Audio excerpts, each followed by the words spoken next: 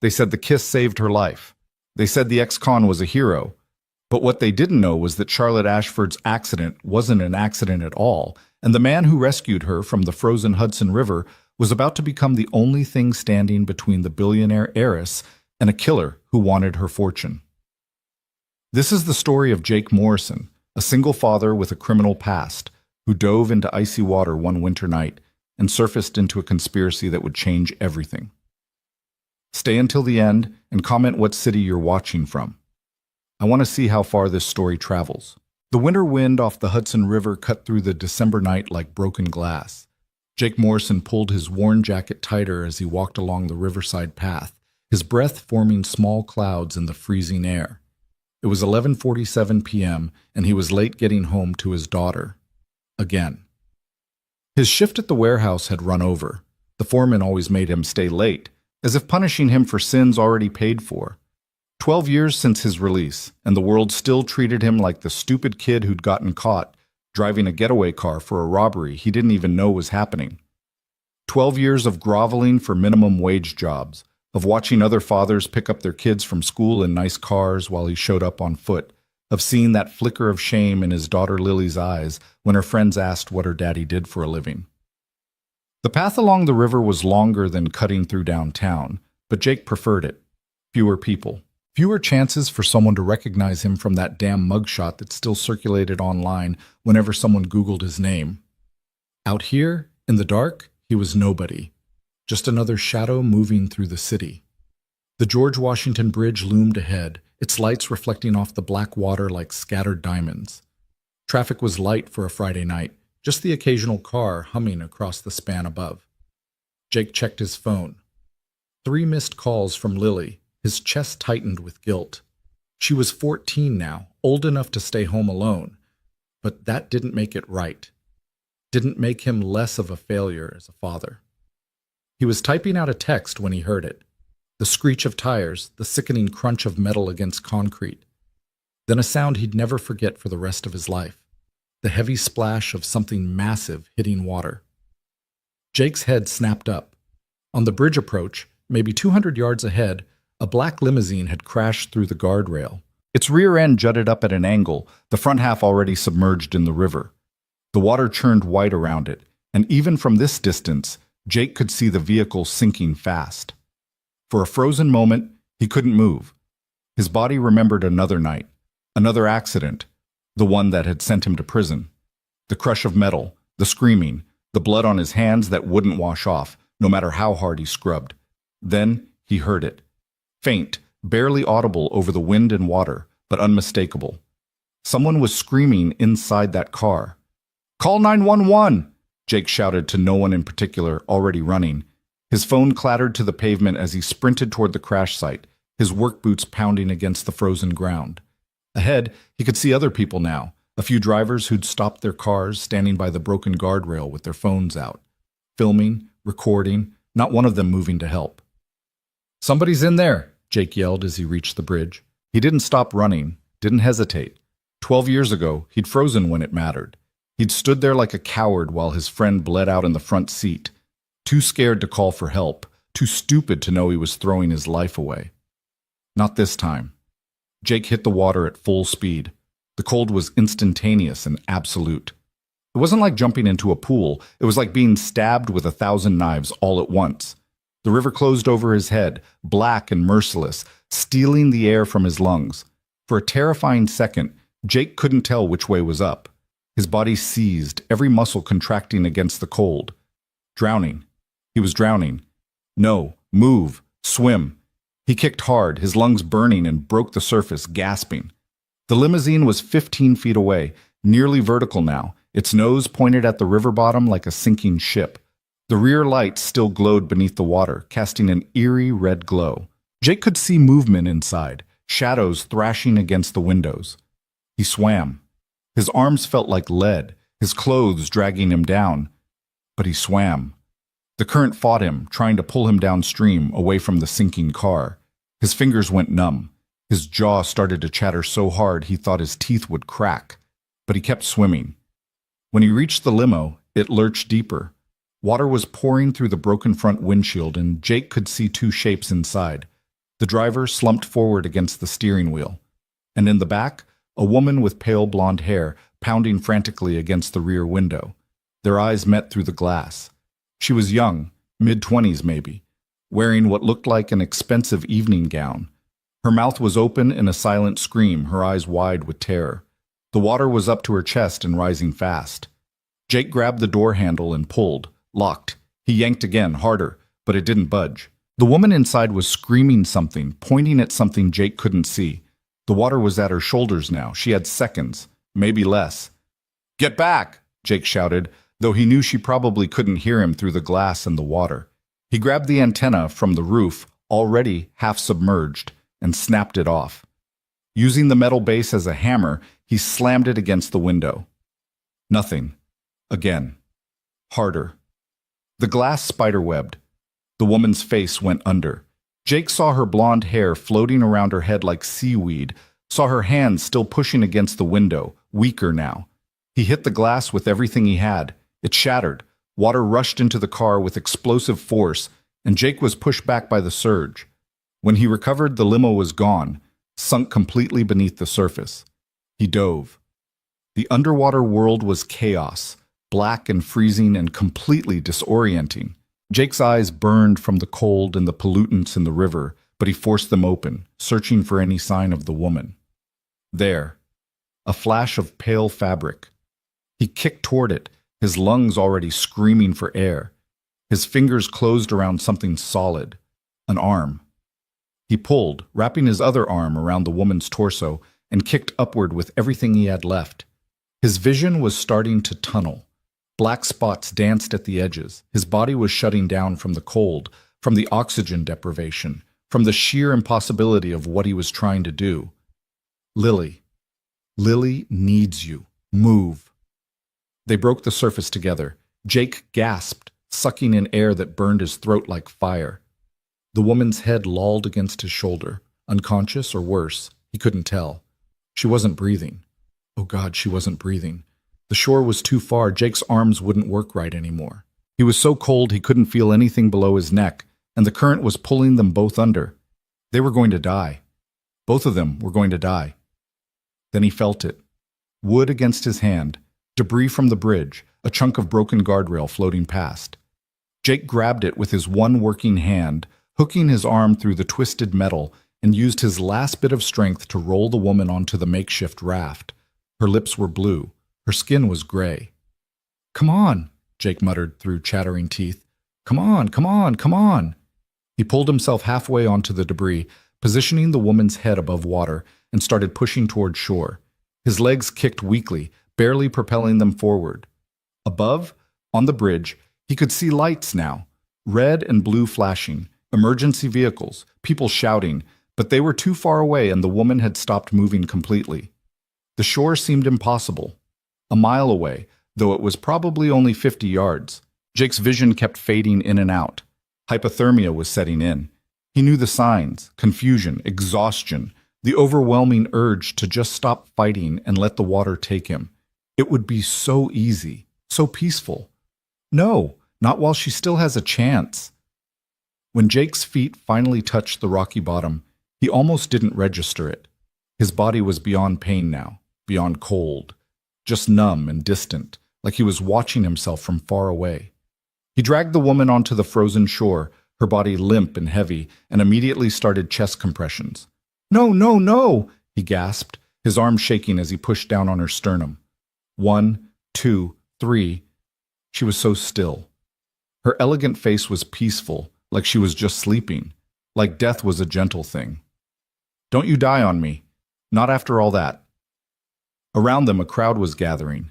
Jake was dimly aware of people running down from the bridge, of someone throwing a blanket over his shoulders, of voices shouting about ambulances and police. But all he could see was the woman's blue lips. All he could hear was the absence of her breath. 30 compressions. He tilted her head back, pinched her nose, and pressed his mouth to hers. He'd taken a CPR class years ago, right after Lily was born. It was one of those things they offered for free at the community center, and Jake had gone because he was terrified of everything that could go wrong with a baby, terrified of failing as a father before he'd even really started. He'd practiced on a plastic dummy that didn't look or feel anything like a real person, and he'd honestly thought he'd never need to use it. He breathed into her, once, twice, switched back to compressions. "Sir, let us—" A paramedic was suddenly there, trying to take over, but Jake shoved him away. "I got her," he growled. "I'm not giving up." He pressed his mouth to hers again, breathed. "Please, please work." The woman convulsed. River water spewed from her mouth as she coughed, her body curling on its side. Her eyes flew open, brilliant green, wide with panic and confusion. She sucked in a ragged breath, then another, her chest heaving. "You're okay," Jake heard himself saying, though his voice sounded strange and far away. "You're okay now. You're safe." Her eyes found his. For a moment, in the chaos of sirens and shouting and camera flashes from what seemed like 100 phones, they just looked at each other. She was alive. He'd done it. He'd actually done it. Then Jake's vision went sideways, and the world disappeared. He woke up in an ambulance, wrapped in what felt like a dozen heated blankets, an oxygen mask over his face. A paramedic was checking his vitals, looking concerned. "Welcome back," the paramedic said. "You had us worried there. Core temperature was down to 92 degrees. Another few minutes and—" He didn't finish the sentence. "The woman," Jake rasped, his throat raw. "Is she—" "She's alive, thanks to you." The paramedic smiled. "They're taking her to Presbyterian. You saved her life, man. That was the bravest damn thing I've ever seen." Jake closed his eyes. Relief washed over him, so intense it hurt. She was alive. The relief was followed immediately by a different feeling, dread. Because Jake knew what came next. The news crews he'd seen on the bridge, the phones recording everything. His face would be everywhere by morning. And when they dug into who he was, when they found that mugshot— "Is there someone we should call?" the paramedic asked. "Family?" "My daughter," Jake managed. "Lily, my phone. Lost in the river, I'm afraid. But we can get you to a phone at the hospital. What's her number?" Jake recited it from memory, the one number he'd never forget. The paramedic made the call and a moment later handed him the ambulance's phone. "Dad?" Lily's voice was small and scared. "Dad, where are you? I saw— on the news they said someone jumped off the bridge into the river and I thought—" "I'm okay, baby." Jake's voice cracked. "I'm okay. I'll be home soon." "They're saying it was you, Dad. Tell me you didn't—" "I had to, Lily. Someone needed help." There was a long silence. Then, "Of course you did." She sounded so tired, so resigned, like this was just another example of her father making her life harder, drawing attention they couldn't afford. "The TV is showing your face. People are already commenting. They found the old articles." Jake's heart sank. "I'm sorry. Just come home, Dad. Please, just come home." The call ended. Jake handed the phone back, staring up at the ambulance ceiling. What had he done? He'd saved a life, yes, but at what cost? Lily was already bullied at school because of his record. The other kids called her Khan's daughter, made jokes about prison stripes and orange jumpsuits. Last year, she'd begged him to lie about his job at the parent-teacher conference, to pretend he was something more than a warehouse loader with a felony record. And now this. Now everyone would know exactly who Jake Morrison was. At the hospital, they kept him for observation, treated him for hypothermia and exhaustion. A police officer came to take his statement, and Jake told him everything: the crash, the dive, the rescue. The officer's expression was carefully neutral, but Jake caught him glancing at his phone more than once, checking Jake's background probably, confirming what kind of man had played hero tonight. It was almost 4 a.m. when they finally released him. A nurse gave him borrowed scrubs to wear since his clothes were ruined, and a social worker pressed a card into his hand, some kind of victim's assistance program, though Jake wasn't sure why. He was fine, just tired. He was heading toward the exit when he heard a commotion down the hall. Raised voices, the click of expensive shoes on linoleum. "I don't care about hospital policy," a woman's voice rang out, clear and commanding despite a slight rasp. "I was told the man who saved my life is here, and I'm going to thank him."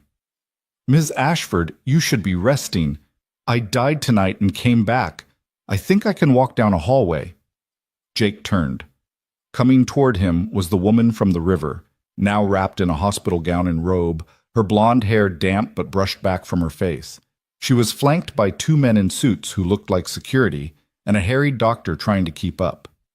She stopped when she saw him. Her green eyes, clearer now, more focused, locked onto his. "You," she breathed. Up close, without the panic and terror of drowning, Jake could see how beautiful she was. Not in the airbrushed, distant way of magazine covers, but in a way that was somehow more real. The kind of face that made you understand why ancient civilizations had started wars. But it was her eyes that held him, intelligent and intense, studying him like he was a puzzle she was determined to solve. "I'm Charlotte," she said, stepping forward and extending her hand. "Charlotte Ashford." Jake took her hand automatically. Her skin was warm now, no longer the deathly cold of the river. "Jake Morrison. Jake Morrison." She repeated his name like she was committing it to memory. "You saved my life. I did what anyone would do." "No." Her grip on his hand tightened. "You did what no one else did. There were people on that bridge, Jake. Dozens of them. With their phones out, recording, but not one of them jumped in. You did. Why?" The question caught him off guard. Someone was drowning. You could have died. That water was freezing. The car was sinking. Any reasonable person would have waited for emergency services. Jake pulled his hand back, suddenly uncomfortable with the intensity of her gaze. "I'm not good at being reasonable, I guess." A small smile touched her lips. "Thank God for that." She turned to one of the security men. "Marcus, get his information. Address, phone number, bank account details." "That's not necessary," Jake interrupted. "I'm giving you a reward. A substantial one. You saved my life.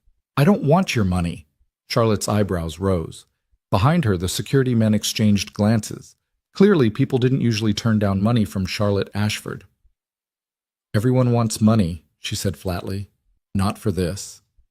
Jake met her eyes. "I'm glad you're okay. That's enough." "Jake, I have to go. My daughter's waiting." He turned toward the exit, then paused. "What happened to this driver? The man in the front seat?" Charlotte's expression shifted, the commanding confidence faltering for just a moment. When she spoke again, her voice was quieter. "Thomas didn't make it. He was..." She swallowed hard. "He was dead before we hit the water. Heart attack, they think." Jake nodded slowly. He'd suspected as much when he saw the man slumped over the wheel. Still, hearing it confirmed made his chest ache. He'd saved one life tonight, but couldn't save them both. "I'm sorry." "So am I. He'd been with my family for 20 years. Charlotte's eyes glistened, but she blinked the tears back with the same fierce control she seemed to apply to everything else. "Which is why I need to repay you. Thomas had family, a wife, kids. I'll make sure they're taken care of. And I want to take care of you too. I'm not your responsibility." "Maybe not. But letting you walk away without properly thanking you feels wrong." She pulled out her phone. Somehow she already had a new one, and looked at him expectantly. "At least let me have your number. In case, I don't know, in case you change your mind, or in case I ever need someone brave enough to jump into a frozen river again." Despite everything, Jake felt a small smile tug at his lips. If you make a habit of driving into rivers, you need better security. Noted. Her phone was still extended. "Please?" Jake sighed and recited the number. He told himself it didn't matter. Someone like Charlotte Ashford wouldn't actually call. This was just rich people manners, the social equivalent of saying, "Let's do lunch sometime," with no intention of following through. She'd go back to her billionaire life, and he'd go back to his warehouse shifts and his tiny apartment. Their worlds had collided for one strange night, but by morning, everything would return to normal. Except it wouldn't, and Jake knew it. "Take care of yourself, Charlotte Ashford," he said, and walked out of the hospital before she could say anything else. The winter dawn was just breaking as Jake stepped outside. The city was that strange gray color of early morning, not quite night and not quite day. He had no phone, no wallet, no keys, just hospital scrubs and a borrowed jacket from the nurse's station. He'd have to walk the 3 miles home, in December, in paper-thin clothing. Well, he'd survived worse tonight. He was 2 blocks from the hospital when he saw the newspaper stand. The vendor was just setting up, pulling out the morning edition and displaying it in the window. Jake stopped dead. His face was on the front page. Not a flattering photo. It showed him on the riverbank, soaking wet and wild-eyed, giving mouth to Charlotte. The headline screamed in bold letters, "Ex-con hero saves billionaire heiress." And below that, in smaller print, Jake Morrison, convicted getaway driver, dives into Hudson to rescue Charlotte Ashford. His mugshot was in a smaller box next to the main photo, 12 years younger, scared and angry and stupid, the face of the kid who'd thrown his life away for nothing. Jake's stomach turned to ice. They'd found out. Of course they'd found out. It had probably taken one reporter about 30 seconds to run his name through a database, and now it was out there for everyone to see, for Lily's classmates to see, for his boss to see, for every judgmental parent at Lily's school to see. He was trending on Twitter by the time he got home. Hashtag ex-con hero. Hashtag Hudson rescue. Hashtag Jake Morrison. Thousands of comments, some calling him a hero, others calling him a criminal who didn't deserve praise, still others debating whether his past negated his present actions. A few creative trolls had already made memes. Lily was sitting on the couch when he walked in, her laptop open, her face pale. She looked up at him with those eyes, so much like her mother's, and Jake saw it there. Not pride, not relief that he was safe, shame. "You made it worse," she said quietly. "Lily, they're everywhere, Dad. The comments, the posts. People from school are sharing them. Madison texted me a link to your mugshot with a bunch of laughing emojis." Her voice cracked. "Why did you have to be a hero? Why couldn't you just not?" The words hit harder than the frozen river.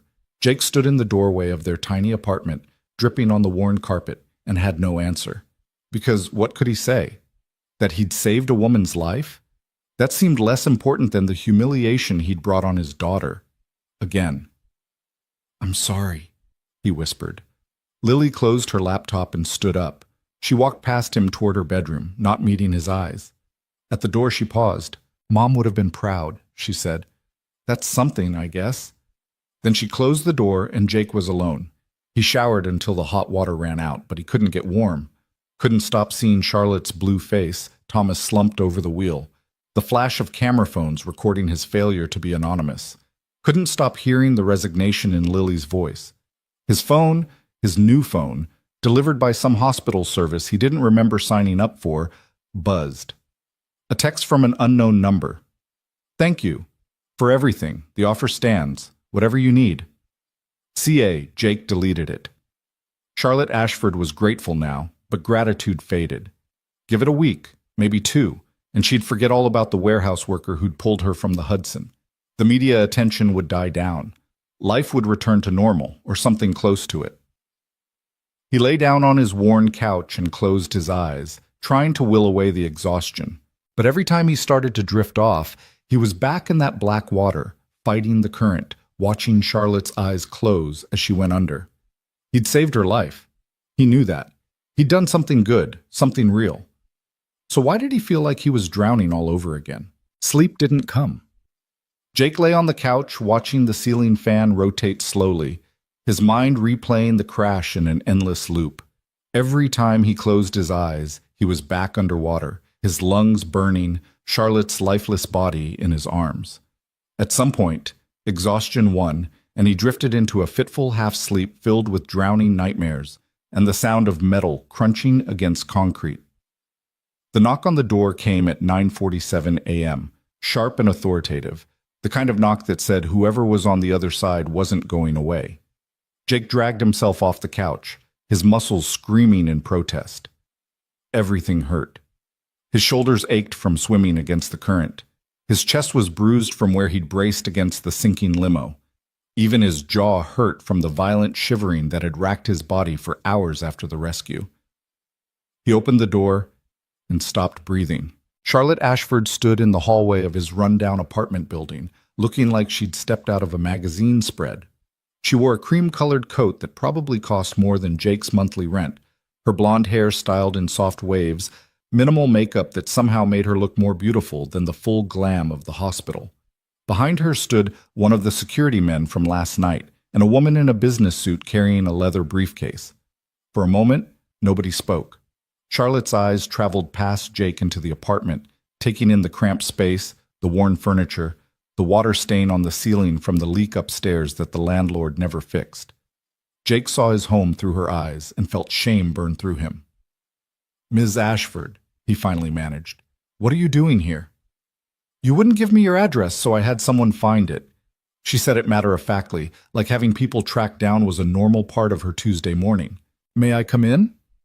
Jake became acutely aware that he was wearing sweatpants and a threadbare t-shirt that he hadn't shaved, that his apartment smelled like old coffee and whatever Lily had burned trying to make dinner last night. "I don't think that's a good idea." "I brought coffee."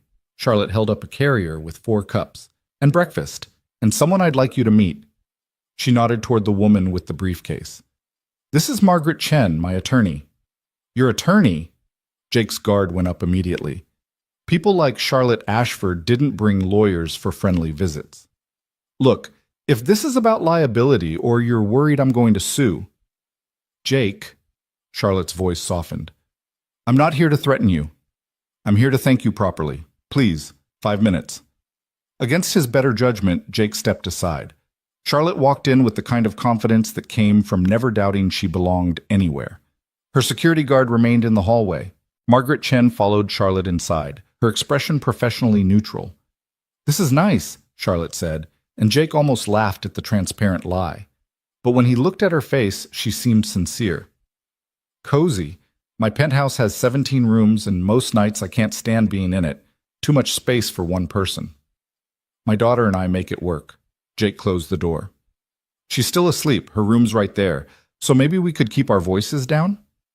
Charlotte nodded and set the coffee carrier on the small kitchen table. She opened one of the pastry bags, revealing croissants and Danish that looked too perfect to eat. "I wasn't sure what you liked, so I got a variety." Jake remained standing, arms crossed. "Why are you really here?" Charlotte exchanged a glance with her attorney, then pulled out a chair and sat down. She gestured for Jake to join her, and after a long moment he did.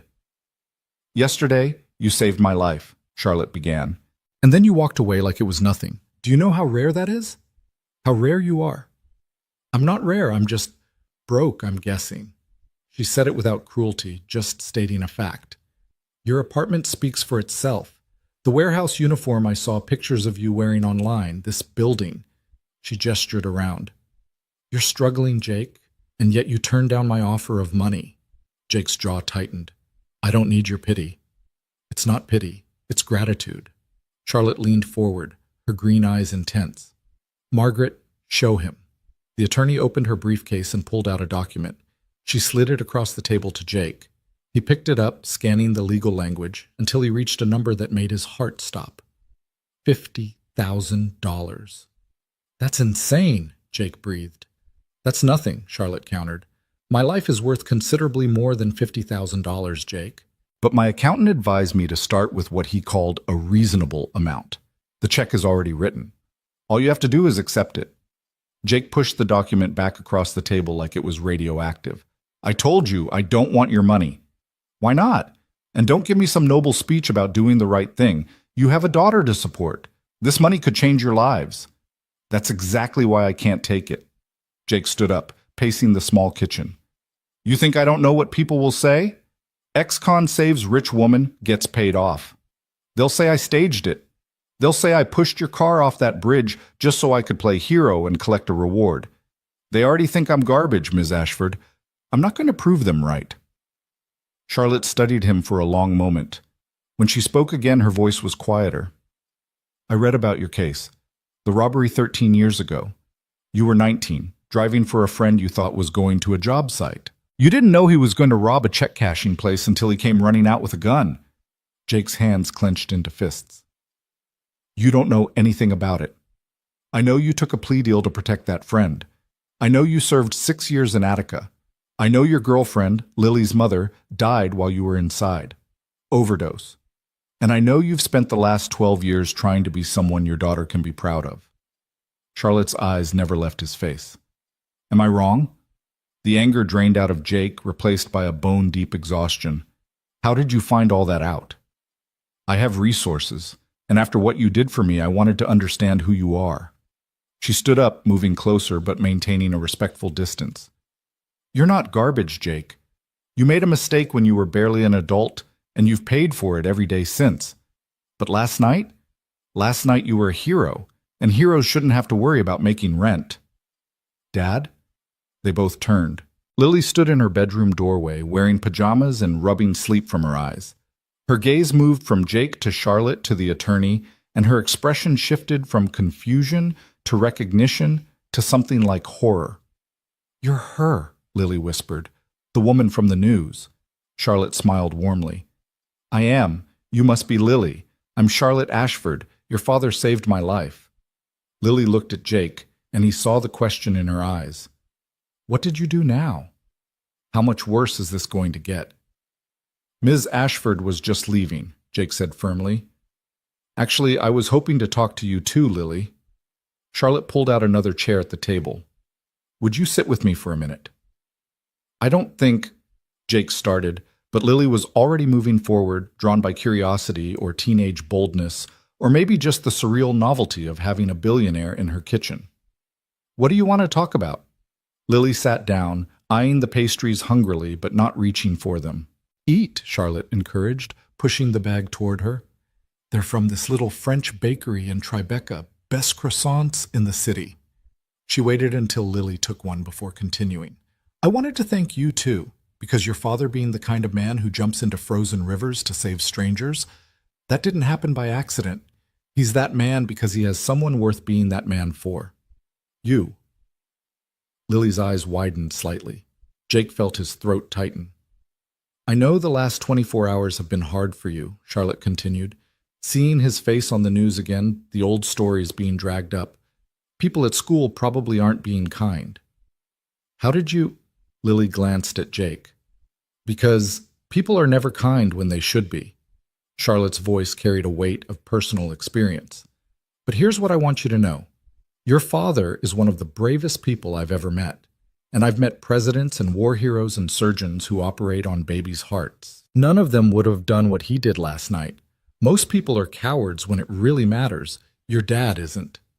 Lily looked down at her croissant, blinking hard. Jake wanted to interrupt, to shield her from whatever emotion was building in her chest, but Charlotte caught his eye and gave a tiny shake of her head. "I'm trying to give him money to thank him," Charlotte said, $50,000, "but he won't take it. Something about pride and not wanting people to talk. Do you know what I think?" Lily shook her head. "I think he's being stubborn and stupid." Charlotte said it with a small smile that took some of the edge off the words. "I think he's so worried about what other people think that he's willing to keep struggling just to prove he's not after anything, and I think that's ridiculous. So I'm asking you, Lily, do you want him to take the money?" The question hung in the air. Jake opened his mouth to object, but Lily spoke first. "Will it make things worse?" Her voice was small, younger than 14. "If he takes it?" Charlotte considered this seriously. "Some people will judge no matter what. But those people have already made up their minds about your father. They decided who he was 13 years ago, and nothing he does will change that. So the question isn't what they'll think. The question is whether this money could help you and your dad have a better life." "We need it," Lily admitted, so quietly Jake almost didn't hear. "Dad works 14-hour days, and we're still behind on bills. I can't play basketball this year because we couldn't afford the team fees, and the apartment is—" She trailed off, embarrassed. Jake felt like he'd been punched in the gut. He'd known they were struggling, but hearing Lily say it out loud to a stranger, admitting the poverty he'd subjected her to, was unbearable. "Then it's settled." Charlotte pulled the check from Margaret's briefcase and set it on the table. "This is for Lily's future, for basketball fees and college applications and everything else she deserves. Not a reward or a payment. A gift from someone who gets to have a future because of your father." She stood up, smoothing her expensive coat. Margaret began packing up her briefcase, the matter apparently concluded. "I can't accept this," Jake said, but his voice lacked conviction. He was looking at Lily, at the hope dawning in her eyes, at the possibility of giving her something better than this apartment with its water-stained ceiling and broken heater. "You can, and you will." Charlotte moved toward the door, then paused. "Oh, and Jake? One more thing. Thomas, My driver. He has a family, a wife, Elizabeth, and 2 kids in college. I'm taking care of them financially, but Elizabeth asked if she could meet you. The man who tried to save her husband. Would you be willing? The weight of it pressed down on Jake's chest. The driver. The man whose life he couldn't save. I didn't get to him in time. You tried. In that moment, you tried to save both of us. That means something to her, to me too. Charlotte's hand rested on the doorknob. Think about it. And think about the money. You have 48 hours before the check expires. After that, I'll have Margaret draw up another one. I can do this all year if necessary. I'm very persistent when I want to be. Why? Jake asked suddenly. Why do you care this much? You don't know me. Charlotte turned back, and for the first time since she'd arrived, her composed mask cracked just slightly. Because when I was underwater, when everything was going dark, I prayed for someone to help me. And you came. You actually came. In a world where most people won't even help someone change a tire, you dove into a frozen river for a complete stranger. That kind of person deserves better than what life has given you. So yes, I care. Deal with it. She walked out, Margaret and the security guard following. The door clicked shut, leaving Jake and Lily alone with a check for $50,000 sitting on their kitchen table like a small miracle. Lily picked it up, her hands shaking slightly. Dad, this is real. I know. This could change everything. I know. So why do you look like someone died? Jake sat down heavily, his head in his hands. Because nothing's free, Lily. People like Charlotte Ashford don't just give away money. There's always strings attached. Maybe she's just a good person who wants to help. Maybe. But Jake had learned the hard way that good intentions from rich people often came with complications. Still, he looked at his daughter holding that check like it was made of starlight, and he thought about her missing basketball season, about the college applications she'd have to skip because they couldn't afford the fees, about the future he was supposed to give her but couldn't. What do you want to do? Lily asked. It was the first time in a long time she'd asked his opinion like it mattered, like she trusted him to make the right choice. Jake looked at the check, looked at his daughter, thought about Charlotte's eyes underwater, about the life he'd given back to her, about whether accepting gratitude for doing the right thing made him a hero or just another guy taking advantage of the wealthy. I don't know, he admitted. I really don't know. The next 2 days were surreal. The story wouldn't die. News vans camped outside their apartment building. Reporters shouted questions whenever Jake left for work. TMZ ran a piece titled, From Con to Hero, The Redemption of Jake Morrison. Good Morning America wanted an interview. Someone started a GoFundMe that raised $12,000 before Jake found out and asked them to shut it down. Through it all, the check sat on their kitchen table, uncashed. Jake would look at it before leaving for his warehouse shift, and again when he came home. $50,000. A new life. But at what cost? His boss at the warehouse called him into the office on Wednesday. Morrison. Frank Delgado was a hard man who'd made it clear from day one that he was only hiring Jake as a favor to a mutual acquaintance. We need to talk. Jake had been expecting this. I can explain the media attention. It won't affect my work. It already has. Frank gestured to the window overlooking the warehouse floor. Half my crew is watching videos of you on their phones instead of loading trucks. Customers are asking about you. I've got reporters calling about your inspiring story of redemption or some shit. This is a business, not a reality show. I understand. I'll talk to the guys, tell them to focus on work. That's not the problem. Frank leaned back in his chair, studying Jake with an unreadable expression. The problem is you've become a liability. Or maybe an asset. I'm not sure which yet. Jake's stomach sank. Are you firing me? No, but I'm offering you something different. We're expanding the operation, opening a new facility in Jersey. I need a supervisor, someone who knows the work, can manage a crew, handle logistics, pays $32 an hour plus benefits. I was going to hire from outside, but then you went and became famous. Frank's mouth quirked in something almost like a smile. Good PR, having a hero on the management team, shows we believe in second chances and all that corporate responsibility bullshit. Jake stared at him. You're offering me a promotion because I saved someone? I'm offering you a promotion because you're good at your job and you showed up every day for 3 years without complaining. The hero thing is just convenient timing. Frank pushed a folder across the desk. Job description, salary details, benefits package. Think about it. I need an answer by Friday. Jake took the folder in a daze. $32 an hour. Benefits. A title that wasn't warehouse loader. It felt like the universe was conspiring to reward him for one good deed, except Jake knew the universe didn't work that way. The universe wasn't fair. It didn't balance the scales. So why did it feel like his life was suddenly shifting towards something better? He went home early, his mind spinning. Lily was at school. The apartment was quiet except for the radiator's labored hissing. Jake sat at the kitchen table and opened the folder Frank had given him, reading through the job description, the salary breakdown, the health insurance details. With this job and Charlotte's money, they could move.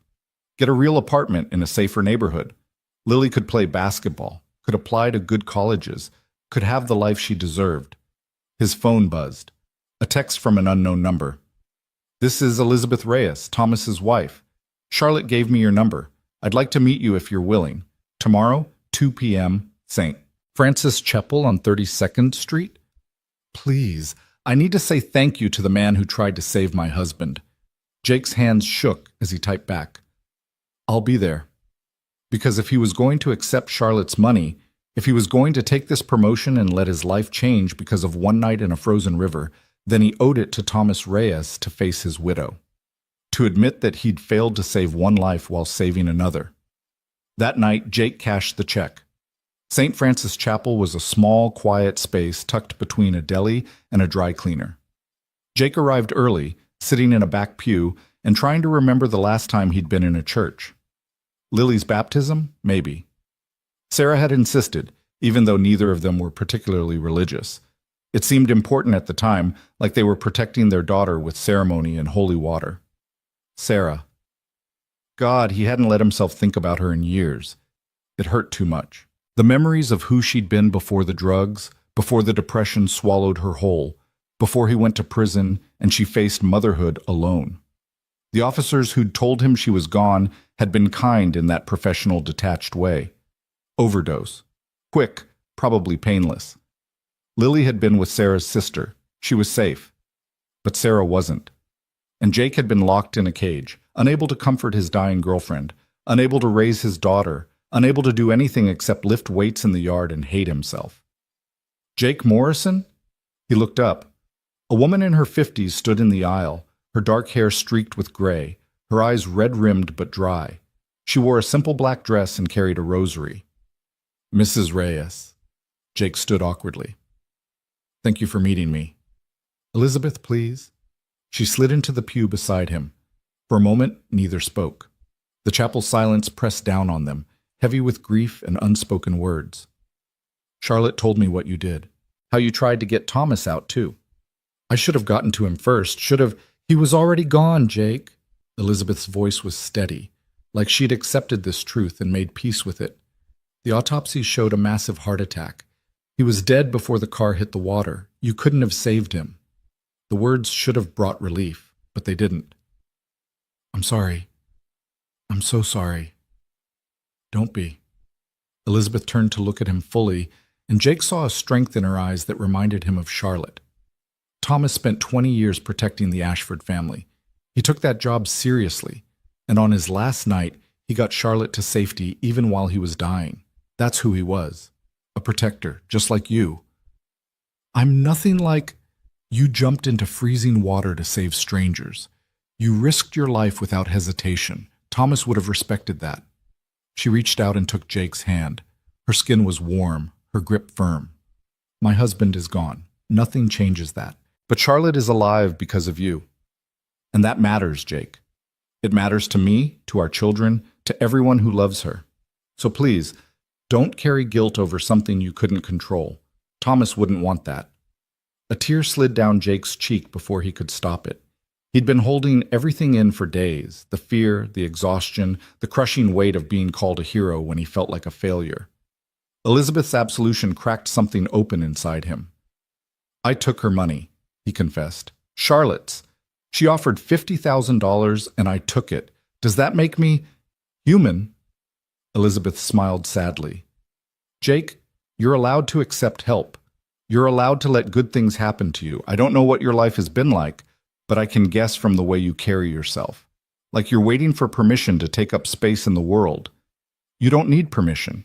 You earned it the moment you dove into that river. And they sat together in the quiet chapel, two people bound by tragedy and survival. Eventually, Elizabeth pulled a photograph from her purse and showed it to Jake. Thomas in his driver's uniform, smiling broadly, his arm around Elizabeth's shoulders. They looked happy, in love. He was a good man, Jake said. So are you. Elizabeth tucked the photo away.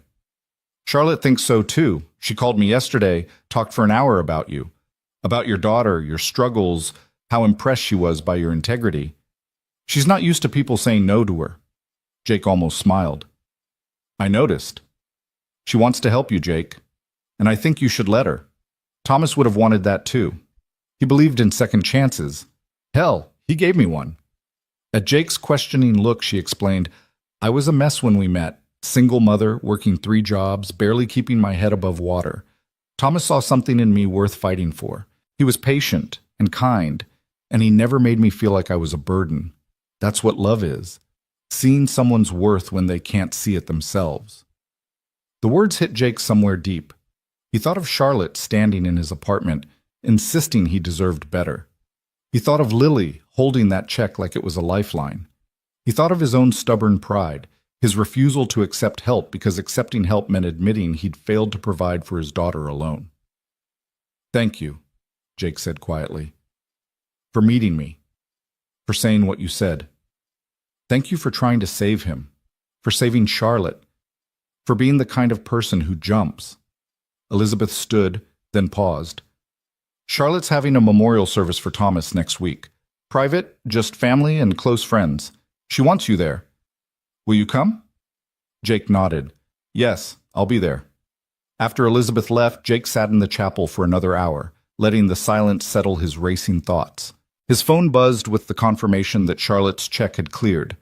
$50,000, minus the taxes that would come later. Enough to change everything. When he finally left, the winter sun was setting, painting the city in shades of orange and gold. Jake walked home slowly, his hands in his pockets, his breath fogging in the cold air. People passed him on the sidewalk, oblivious to the fact that the guy in the second-hand jacket had just become $50,000 richer. He was still invisible, still nobody, but maybe that was okay. Maybe being nobody meant he could become anybody. His phone rang. Charlotte's name appeared on the screen, and this time Jake answered. You cashed the check, she said without preamble. I did. Good. How do you feel? Jake considered the question. Scared, guilty, like I'm waiting for the other shoe to drop. That's reasonable. Want to know how I feel? How? Relieved. Because now I can stop worrying about whether you're going to starve to death or let your pride get you killed. She paused, and Jake heard the smile in her voice. Also grateful. Again. Still. Always. Charlotte, Elizabeth called me. Said you met. That you're coming to Thomas's memorial. Yeah, she's remarkable. She is, which brings me to why I'm calling. I need a favor. Charlotte's tone shifted, losing some of its lightness. Can we meet tomorrow? Somewhere private. There's something I need to tell you, something I haven't told anyone else. Jake's protective instincts flared immediately. Are you okay? Are you safe? Define safe. She laughed, but it sounded hollow.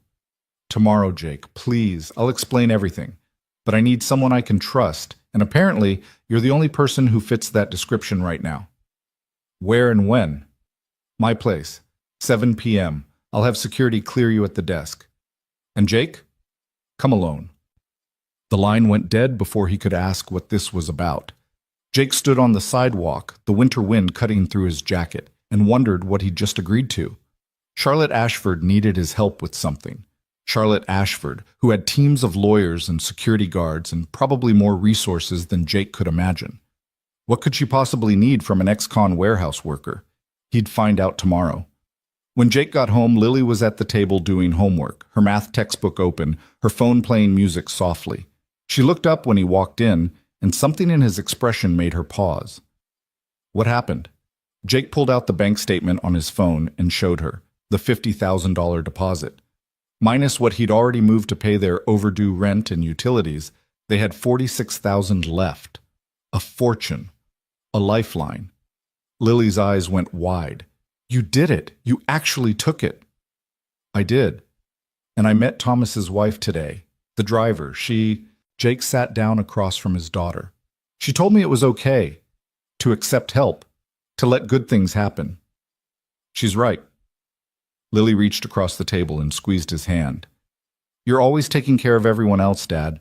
It's okay to let someone take care of you for once. Jake squeezed back, his throat tight. I got offered a promotion at work too. Management position. 32 an hour plus benefits. Dad, that's amazing. Yeah, it is. He looked around their cramped apartment, at the water-stained ceiling and the radiator that barely worked, at the life they'd been scraping by in for so long. Lily, what would you say about moving, getting a real apartment, maybe in a neighborhood with better schools? His daughter's face lit up with something Jake hadn't seen in years. Hope. Pure, uncomplicated hope. Really? You mean it? I mean it. We're going to be okay, baby. Finally, we're going to be okay. Lily came around the table and hugged him fiercely. Jake held his daughter and let himself believe just for a moment that maybe the universe could be fair, that maybe jumping into that frozen river had earned him something more than headlines and judgment, that maybe, just maybe, he deserved the second chance Charlotte Ashford was determined to give him. But tomorrow, he'd find out what that second chance would really cost. Charlotte's building occupied an entire block of Fifth Avenue, the kind of address that made Jake's new promotion seem quaint. The lobby gleamed with marble and gold fixtures, and a doorman in white gloves opened the brass-framed entrance before Jake even reached for the handle. Inside, a security guard checked his ID against a list, made a brief phone call, then directed him to a private elevator that required a key card to operate. Ms. Ashford is expecting you, penthouse level, the guard said, handing Jake a visitor's badge that felt heavier than it should. The elevator rose so smoothly Jake barely felt the movement, just watched the floor numbers climb past luxury and into something beyond it. When the doors opened, he stepped directly into Charlotte's apartment. Not a hallway, not a foyer. The elevator opened into her living space like something from a movie. The penthouse was exactly as she'd described it. Too much space for one person. Floor-to-ceiling windows overlooked Central Park, the city lights spreading out like a galaxy below. The furniture was elegant and minimal, the kind of design that looked effortless but probably cost more than most people's houses. Original artwork hung on the walls. Everything was perfect and cold and utterly impersonal, like a high-end hotel suite that nobody actually lived in. Charlotte stood by the windows, silhouetted against the city lights. She wore jeans and a cashmere sweater, her hair pulled back in a simple ponytail. Somehow, dressed down, she looked more intimidating than she had in her designer coat. More real. More vulnerable. You came, she said, turning. Her face was pale, and Jake noticed dark circles under her eyes that makeup had hidden during their previous meetings. You said you needed help. Jake stayed near the elevator, suddenly aware of how out of place he was in this gilded cage. What's going on, Charlotte? She poured 2 glasses of wine from a bottle on the counter, then seemed to think better of it and poured herself whiskey instead. She offered Jake the wine glass. He took it but didn't drink. The crash wasn't an accident, Charlotte said abruptly. Someone tried to kill me. The words hung in the air between them. Jake set his wine glass down carefully, his mind racing. What are you talking about? The police said your driver had a heart attack. The car went off the bridge because someone induced that heart attack. Charlotte's voice was steady, but her hand shook slightly as she took a drink. Thomas was healthy, 53 years old, perfect blood pressure, ran marathons. The autopsy showed massive cardiac arrest, but there were also trace amounts of potassium chloride in his system. Not enough to be immediately obvious, but enough to stop a healthy heart. Jake felt cold. You're saying someone poisoned him? I'm saying someone wanted it to look like an accident, a tragic loss of control, a momentary medical crisis.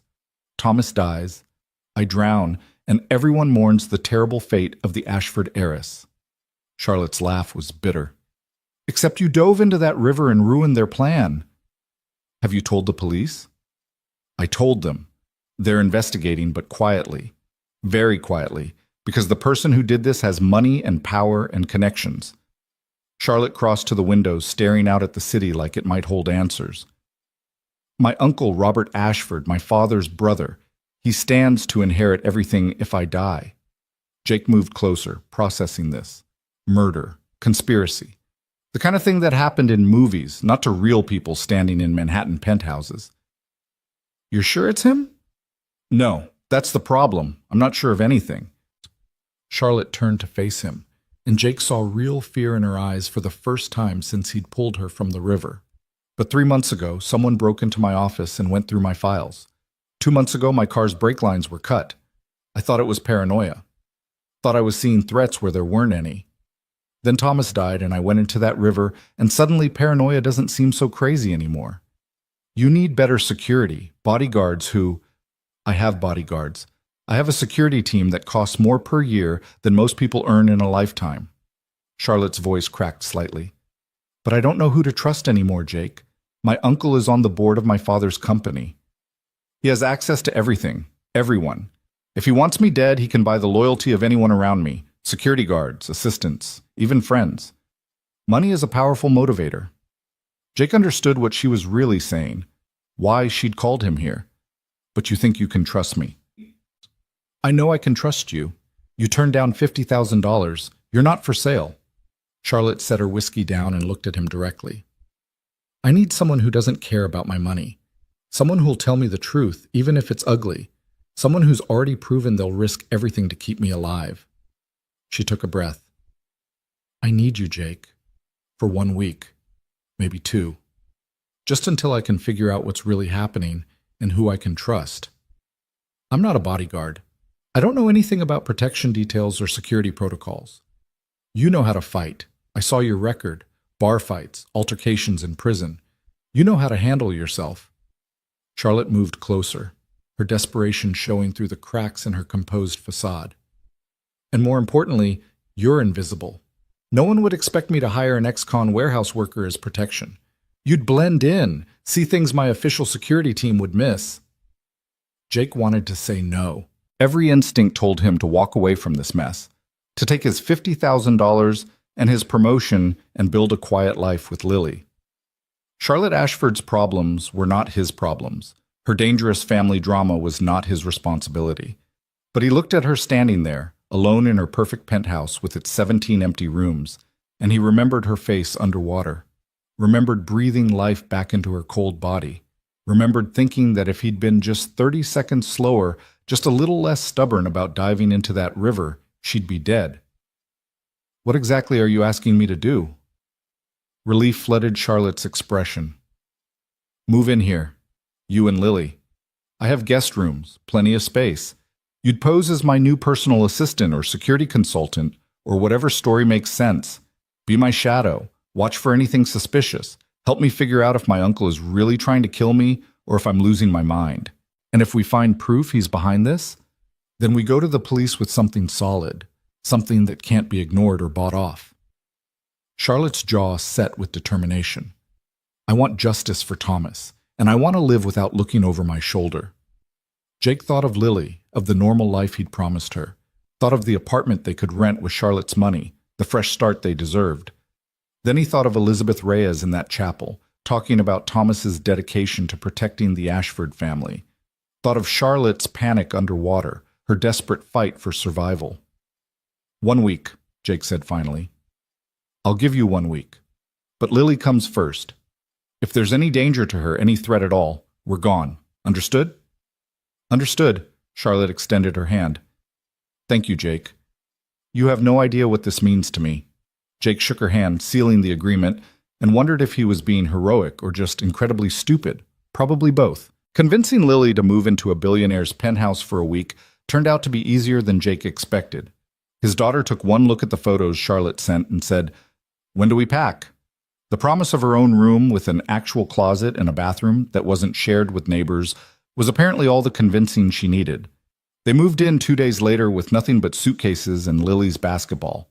Charlotte had offered to have someone pack their things professionally, but Jake insisted on doing it themselves. Control. He needed to maintain some sense of control in this increasingly surreal situation.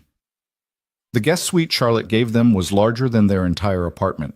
2 bedrooms connected by a sitting area with a view of Central Park that made Lily literally gasp. The closets were walk-in. The bathroom had heated floors and a shower with 6 different heads. Jake found himself resenting it slightly, this casual display of wealth, even as he appreciated the comfort. "This is insane," Lily whispered, bouncing on her bed like a little kid. "Dad, there's a TV that comes out of the footboard, and the sheets feel like clouds." "Don't get too comfortable," Jake warned. "We're only here for a week, maybe 2. But watching his daughter's joy, seeing her smile without that shadow of shame she usually carried, Jake felt something shift in his chest. Maybe this was what normal could feel like. Maybe this glimpse of how the other half lived would motivate Lily to work hard, to reach for something better than the life he'd given her so far. Charlotte appeared in their doorway, knocking softly on the frame. "Everything okay? Do you need anything?" "This is perfect," Lily said quickly. "Thank you so much, Ms. Ashford." "Charlotte, please. Ms. Ashford makes me feel ancient." She smiled at Lily, then turned to Jake. "Can we talk? In my office?" Jake followed her down the hallway, past more artwork and designer furniture, to a study lined with bookshelves. A massive desk dominated the space, covered with papers and a laptop. Charlotte closed the door behind them. "I have a charity gala tomorrow night," she said without preamble. "The Winter Ball for Children's Cancer Research. I'm the honorary chair this year, so I have to attend. Black tie, 500 guests, lots of press." She handed Jake a folder. "Here's the guest list, the venue layout, and background on everyone who'll be there." Jake flipped through the papers, seeing names he vaguely recognized from news articles and gossip columns, mayors and actors and business titans. "Why are you showing me this?" "Because my Uncle Robert will be there. He never misses these events, loves playing the philanthropist." Charlotte's expression hardened. "I want you watching him. See who he talks to, what he does when he thinks no one's paying attention. Maybe we'll get lucky and he'll slip up." "You want me at a black tie gala?" "Charlotte, I don't exactly blend in with high society. You'll be my +1, my date." At Jake's surprised look, she continued. "I always bring someone, usually a business associate or family friend. Bringing you will raise eyebrows, sure, but it also gives you legitimate access. No one will question why you're by my side all night."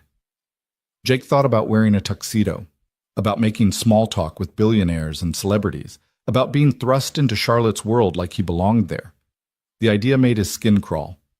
"I don't have anything to wear." "Already handled. I had my stylist get your measurements from the clothes you left at the hospital. A tuxedo will be delivered this afternoon, tailored to fit." Charlotte must have seen the protest forming on Jake's face because she held up a hand. "This is business, Jake. You're working for me now. Consider it a uniform. I'm not some doll you can dress up and parade around." "No, you're the man I'm trusting with my life." Charlotte's voice softened. "I know this is uncomfortable. I know you'd rather stay invisible. But if Robert is trying to kill me, he'll make a move eventually. And when he does, I need someone watching who he won't see coming. That's you." Jake wanted to argue, but she was right. He'd agreed to protect her, and that meant going wherever she went, even to some ridiculous charity ball where he'd be the most out-of-place person in the room. "Fine," he muttered, "but I'm not dancing." Charlotte's smile was genuine for the first time that evening. "We'll see about that." The tuxedo arrived at 3 p.m., delivered by a nervous young man who made Jake sign 3 different forms before handing over the garment bag. Inside was a perfectly tailored black tuxedo, a crisp white shirt, and shoes that looked like they'd never seen pavement. Everything fit like it was made for him, because it probably was. Lily insisted on seeing him dressed up. Jake emerged from his room feeling ridiculous, tugging at the bow tie that felt like a noose. His daughter's eyes went wide. "Dad, you look—" She circled him, taking in the transformation. "You look like James Bond." "I look like a fraud." "You look handsome." Charlotte appeared from her room, and Jake's breath caught. She wore a floor-length gown in deep emerald that matched her eyes, Her hair swept up in an elegant twist, diamonds glittering at her throat and ears. She looked like royalty, like someone so far above Jake's station that standing next to her felt blasphemous. "You clean up nice," Charlotte said, her eyes traveling over him with obvious approval. "Very nice." Jake felt heat creep up his neck. "You look incredible." "I know." She said it without ego, just stating a fact. "Lily, there's leftover lasagna in the fridge and the building has 24-hour security. Marcus will be in the lobby all night. Call me if you need anything." "I'll be fine," Lily assured them, but Jake saw worry flicker across her face. His daughter was 14, old enough to stay alone, but that didn't mean he liked leaving her. "I'll have my phone on vibrate," Jake promised. "Any problem? Anything at all? You text me and I'll come right back." "We'll be back by midnight," Charlotte added. "Earlier if we can manage it." The drive to the gala was tense. They sat in the back of a new limousine, this one driven by a different chauffeur, a woman named Patricia who'd been with Charlotte's family for a decade. Jake found himself watching her carefully, looking for any sign of threat. Was he being paranoid? Probably. But paranoia was the price of this arrangement. "Tell me about your uncle," Jake said quietly. "What kind of man is he?" Charlotte gazed out the window at the passing city. "Charming? Intelligent? Ruthless in business but generous in public. He donates millions to charity, sits on boards of half a dozen nonprofits, shows up in the society pages with beautiful women on his arm." She paused. "My father never trusted him. Said Robert was too ambitious, too hungry for the spotlight. When Dad died 3 years ago, Robert expected to take over the company. Instead, Dad's will left everything to me. The business, the fortune, the legacy. That's motive. That's also circumstantial. Robert is already wealthy. He doesn't need my money." Charlotte's hands twisted together in her lap. "But he wants control. He wants the Ashford name to mean something, to be remembered for building an empire. Under my leadership, the company is moving in directions he disagrees with.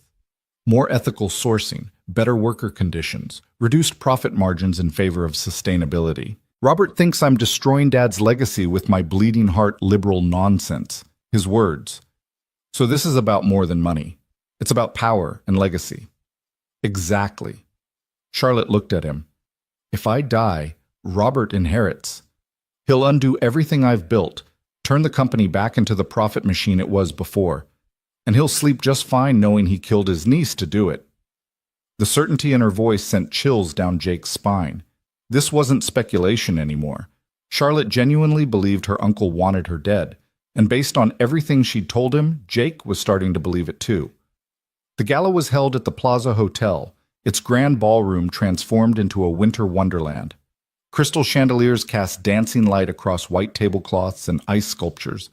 Hundreds of people in expensive clothes milled about, drinking champagne and laughing that particular laugh of the wealthy, loud and confident, and utterly secure in their place at the top of the world. Jake felt every eye turned to them as they entered.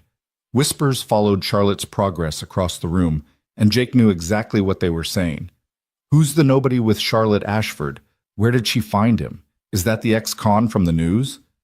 Charlotte seemed oblivious to it all, her hand resting lightly on Jake's arm as she guided him through the crowd. She stopped to greet people, air-kissing cheeks and making introductions that Jake immediately forgot. Everyone was polite to his face and curious behind their practiced smiles. He was a novelty, a story they'd tell at dinner parties.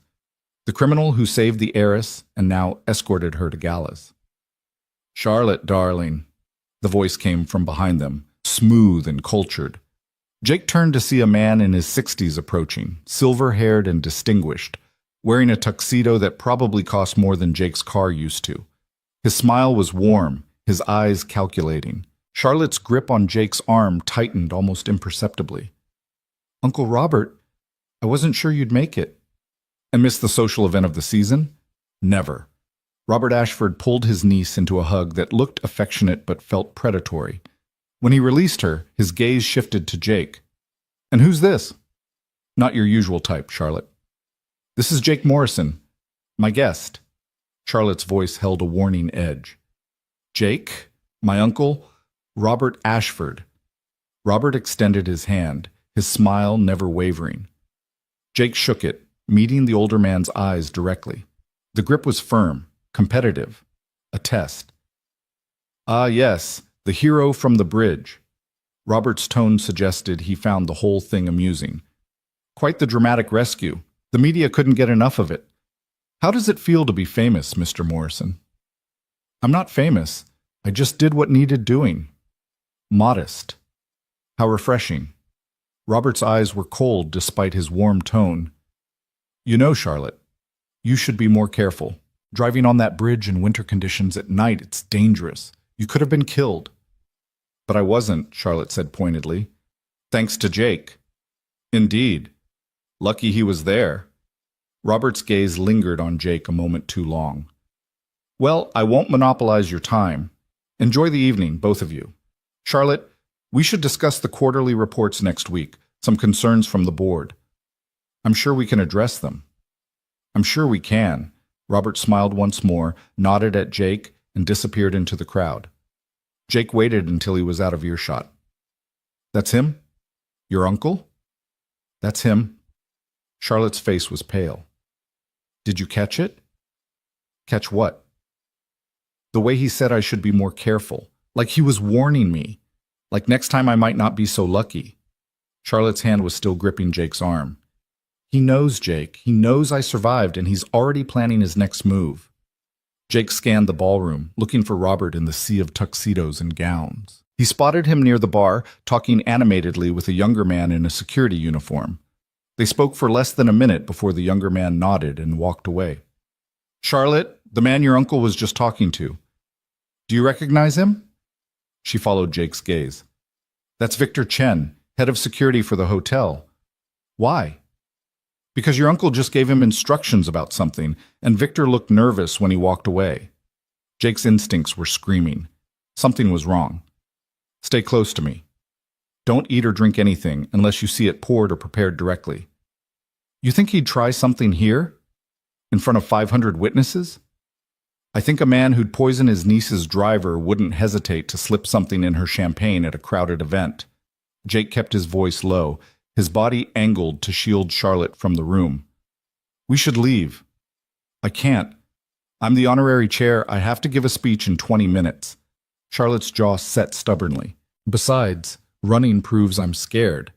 I won't give him that satisfaction. Your pride isn't worth your life. Maybe not. But my father built this charity. It's saved hundreds of children's lives. I'm not abandoning it because my uncle is a monster. Charlotte straightened her shoulders, lifted her chin. Stay with me. Watch my back. But I'm giving that speech. Jake wanted to argue, wanted to throw her over his shoulder and carry her out of this gilded trap, but he saw the determination in her eyes and recognized it, the same stubborn courage that had kept him fighting in that frozen river. Charlotte Ashford was a lot of things, but she wasn't a coward. Fine, Jake said, but I taste everything first, and if I see anything suspicious, we're leaving. I don't care if you're mid-sentence in your speech. Deal. The next 20 minutes were the longest of Jake's life. He shadowed Charlotte through the ballroom, his eyes constantly scanning for threats. Every waiter who approached them got a hard stare. Every guest who came too close got assessed for weapons or hostile intent. Jake felt hyper-aware of everything, his prison instincts kicking in, the heightened alertness that had kept him alive inside. When a waiter offered Charlotte champagne, Jake took the glass and sipped it first. It tasted normal, but who knew what normal champagne spiked with poison tasted like? When someone brought her a plate of hors d'oeuvres, Jake ate one of each item before letting her touch anything. Charlotte watched this with a mixture of gratitude and concern. You're going to make yourself sick, she whispered. Better me than you. Finally, the speeches began. A hospital administrator talked about the charity's mission. A young cancer survivor shared her story, bringing half the room to tears. Then Charlotte was introduced, and the ballroom erupted in applause. She walked to the podium with grace, her fear invisible beneath her poised exterior. Jake positioned himself at the edge of the stage, his eyes sweeping the crowd. Robert stood near the back, applauding politely, his expression unreadable. Thank you all for coming, Charlotte began, her voice clear and confident. 3 years ago, my father started this foundation with a simple mission: ensure that no child dies because their family can't afford treatment. He believed that every life has value, that every child deserves a fighting chance. Jake listened with half his attention, the other half focused on the crowd. On Robert. On the security guard Victor Chen, who was now stationed near an exit, talking into his radio. Tonight, I'm honored to announce that we've exceeded our fundraising goal, Charlotte continued. Thanks to your generosity, we've raised $3.2 million. More applause. Charlotte smiled, but Jake saw the strain around her eyes. She was scared, putting on a brave face for hundreds of people who had no idea she believed her uncle was planning to murder her. My father taught me that with great privilege comes great responsibility, Charlotte said, that those of us who have been given much must give back, that wealth without compassion is just greed in expensive clothes. A few uncomfortable laughs from the crowd. Charlotte's gaze found her uncle. He also taught me to trust my instincts, to know the difference between allies and enemies, even when they smile at you, even when they share your blood. The room had gone very quiet. I think about that a lot lately, about trust, about how easily it can be broken, about what people will do for money and power. Jake's pulse quickened. What was she doing? This wasn't the speech she'd rehearsed. She was going off script, and from the way Robert's smile had frozen, he knew it too. But I also think about the good people in this world, Charlotte continued, her eyes finding Jake. The ones who risk everything for strangers, who jump into freezing rivers because someone needs help, who show us that courage isn't about being fearless, it's about being terrified and doing the right thing anyway. The crowd followed her gaze to Jake, and he felt his face heat under the attention. Charlotte's expression softened. Thank you all for being here tonight, for your generosity and your compassion. Let's continue my father's legacy together. Let's save lives. She raised her glass in a toast. To second chances, to survival, to the people brave enough to fight for both. The ballroom erupted in applause again. Charlotte left the podium and walked straight to Jake, her composure finally cracking. Get me out of here, she whispered. Please. Jake didn't hesitate. He wrapped an arm around her shoulders and guided her toward the nearest exit, aware of eyes following them, of whispers rising like steam. Robert stood by the bar, no longer smiling, watching them leave with an expression that confirmed everything Charlotte had feared. They made it to the limousine before Charlotte broke down. She collapsed against the leather seat, her perfect facade shattering, tears streaming down her face. I'm sorry, she gasped. That was stupid. I shouldn't have said those things. I just looked at him and I couldn't pretend anymore. Couldn't smile and act like everything was fine when he killed Thomas and tried to kill me. Jake slid into the seat beside her, uncertain what to do. He'd never been good at comfort, at knowing the right words, so he did what felt natural, pulling Charlotte against his chest and letting her cry. You were brave in there, he said quietly. Brave and maybe a little crazy, but I get it. Sometimes you have to stop running and face the monster. Charlotte's laugh was watery. Did I just sign my death warrant? No. You put him on notice that you know what he's doing, that might make him desperate, might make him careless. Jake stroked her hair without thinking about it, the gesture automatic. We'll figure this out, Charlotte. We'll find proof and we'll stop him. She pulled back enough to look up at him, her makeup smeared, her eyes red but fierce. Promise me something. What?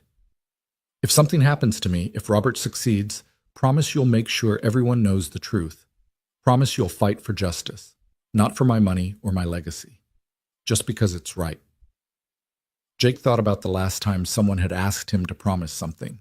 It had been Sarah, 2 weeks before he went to prison, begging him to be a good father to Lily. He'd failed that promise for 6 years, locked in a cage while his daughter grew up without him. But he'd spent every day since trying to make it right. I promise, he said, and meant it with everything he had.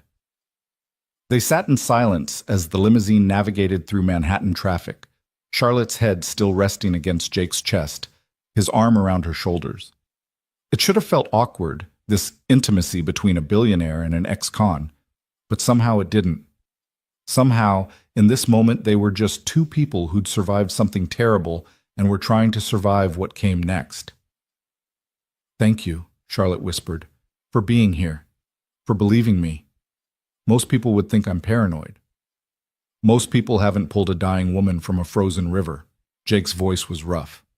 I know what desperation looks like, Charlotte.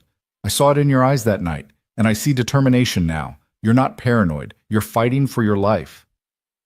The limousine pulled up to Charlotte's building. They rode the elevator in silence, both lost in thought. When they entered the penthouse, they found Lily asleep on the couch, her phone still playing some show she'd been watching. Jake picked up his daughter carefully, carrying her to her room without waking her. She was getting too big for this, but she'd always be his little girl. When he returned to the living room, Charlotte had changed out of her gown into sweatpants and a t-shirt, her hair down, all the glamour stripped away. She looked younger like this, vulnerable. "Want a drink?" she asked. "Yeah, I think I need one." They sat on the couch where Lily had been, drinking whiskey and watching the city lights through the massive windows. Jake thought about Robert Ashford's cold eyes, about the security guard who'd looked nervous, about Charlotte's voice cracking when she talked about trust and betrayal. "What happens now?" Jake asked. "Now we wait for him to make a move, and when he does, we'll be ready." Charlotte's hand found his in the darkness. Together, Jake squeezed her hand, sealing the pact between them. He'd jumped into a frozen river to save this woman, and somehow, without meaning to, he'd jumped into something far more dangerous. A conspiracy, a murder plot, a fight against a monster who wore a distinguished smile and donated millions to charity. But he'd made a promise, and Jake Morrison was done breaking promises.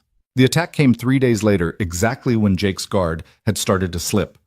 Those 3 days had settled into an uneasy routine. Jake shadowed Charlotte everywhere, learning the rhythms of her life. Morning coffee at 6, conference calls with Tokyo at 7, breakfast meetings with board members who smiled too much and said too little. He watched everyone who came near her with the paranoia of a man who'd survived prison, cataloging faces and behaviors, looking for the crack that would reveal Robert's next move. Lily adapted to penthouse life with surprising ease. She did her homework at Charlotte's dining table, the marble surface bigger than their old apartment's entire kitchen. Charlotte bought her new clothes without asking, expensive things that made Lily's eyes light up even as she protested they were too much. They were becoming friends, Jake realized. His daughter and the billionaire heiress, bonding over late-night ice cream and shared stories about absent parents and the weight of expectations. Charlotte, for her part, seemed calmer with them there. The haunted look that had shadowed her eyes at the gala faded slightly. She laughed at Lily's jokes, asked Jake's opinion on things that had nothing to do with security, and sometimes late at night, when Lily was asleep and the city glowed below them, she and Jake would sit on the couch and just talk. About his time in prison, about her lonely childhood in boarding schools, about the strange twist of fate that had brought them together.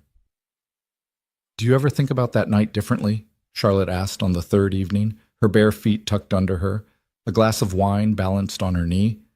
"Like, what if you hadn't been walking by the river? What if you'd taken a different route home?" Jake considered this. He'd thought about it constantly, actually, the million tiny decisions that had led to that moment.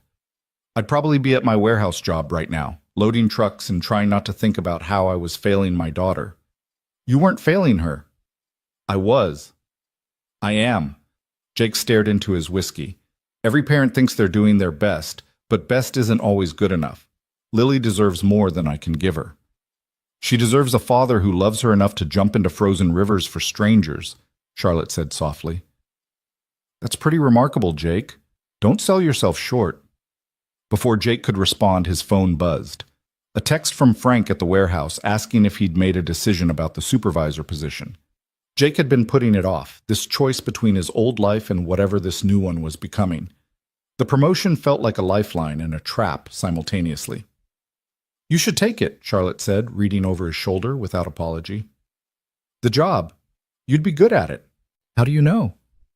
"Because you're good at this. Watching over me. Making sure I'm safe. You have instincts most people don't have." She smiled slightly.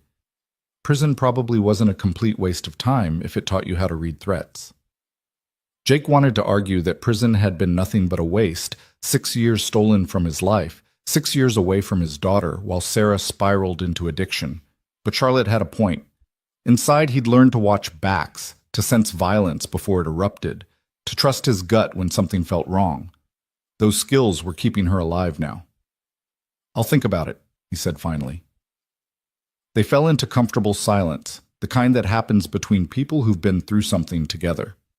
Jake found himself studying Charlotte's profile in the dim light, the elegant line of her jaw, the way her hair fell across her shoulders.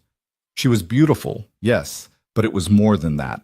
She was smart and fierce and vulnerable in ways she tried to hide. She made him want to be better than he was. Dangerous territory, his mind whispered. Don't confuse gratitude with something else. Don't forget who you are and who she is. But sitting there in the quiet, it was easy to forget about the gulf between their worlds. Easy to imagine that maybe, just maybe, jumping into that river had led him somewhere he was meant to be. Charlotte's phone shattered the moment, buzzing insistently on the coffee table. She picked it up, frowned at the screen, and answered.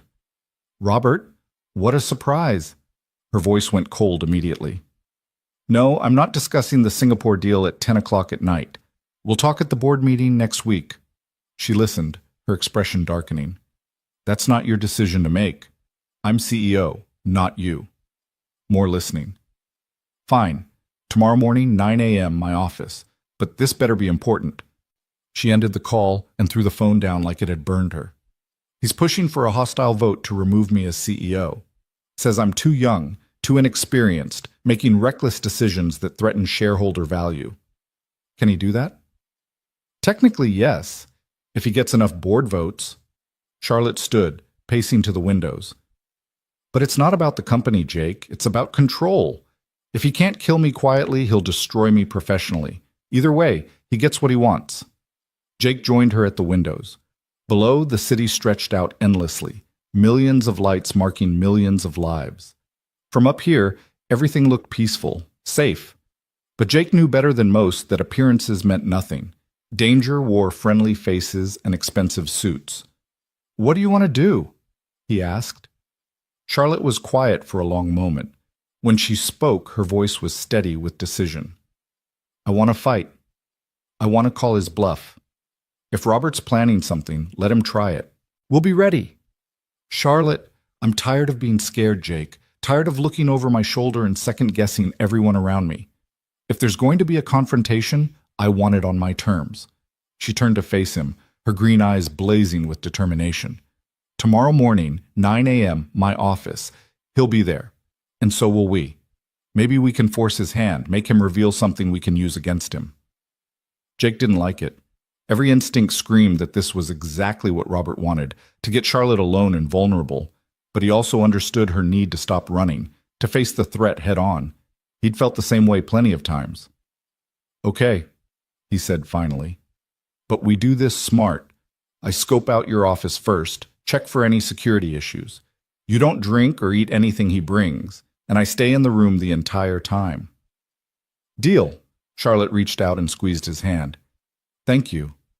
For understanding, for not trying to lock me away somewhere safe." "Safe is an illusion anyway," Jake said. "Better to fight and take your chances." He didn't know how prophetic those words would become. The next morning arrived too fast. Jake woke at 5, his body still trained to warehouse hours, and did 100 push-ups on the guest room floor. Old habits from prison, keeping his body sharp because weakness meant vulnerability. He showered, dressed in the dark pants and button-down shirt Charlotte had bought him, what she called his professional bodyguard look, and checked his phone. A missed call from Frank at 4:47 a.m. A voicemail. "Morrison, it's Frank. Look, I need an answer on that supervisor position. Got another candidate lined up if you're not interested. Call me back by noon or I'm moving on. No hard feelings either way." Decision time. Jake stared at his phone, at the choice that would determine his future. Take the promotion, move back to his old life with Lily, use Charlotte's money to build something stable and normal. Or stay in this penthouse, in this dangerous game of cat and mouse with a murderer, and keep protecting a woman who'd somehow become more important to him than was smart or safe. He didn't call Frank back. Not yet. Charlotte was already up when Jake emerged, dressed in a sharp gray suit that made her look every inch the CEO. Her hair was pulled back severely, her makeup minimal but perfect, her expression all business. She was armoring herself for battle, Jake realized, putting on the mask of power and competence to face her uncle. "Coffee's ready," she said, pouring him a cup without asking. She knew by now how he took it. Black, no sugar, simple. Lily's still asleep. I left a note saying we'd be back by lunch. Your office. Tell me the layout again. 40th floor corner suite. 2 entrances, one through my assistant's area, one directly from the private elevator. Windows on 2 sides, both bulletproof. Panic button under my desk that alerts building security. Charlotte recited it mechanically, like she'd rehearsed. Robert will come through the main entrance. You'll be there too, standing behind me, visible. A reminder that I'm not alone anymore. Jake nodded, his mind mapping escape routes and threat vectors. He'd visited her office once already, but repetition created muscle memory. If something went wrong, he needed to react without thinking. They rode down in silence, the early morning streets still quiet as Patricia drove them to Charlotte's office building. The Ashford Corporation occupied 15 floors of a glass tower in Midtown, all modern design and corporate efficiency. Charlotte's private elevator required a key card and fingerprint scan, the kind of security that should have made Jake feel better, but didn't. Security was only as good as the people running it, and if Robert had corrupted anyone inside the company, all these measures were theater. Charlotte's assistant, an efficient woman in her 40s named Sarah, was already at her desk when they arrived. She stood immediately when Charlotte entered.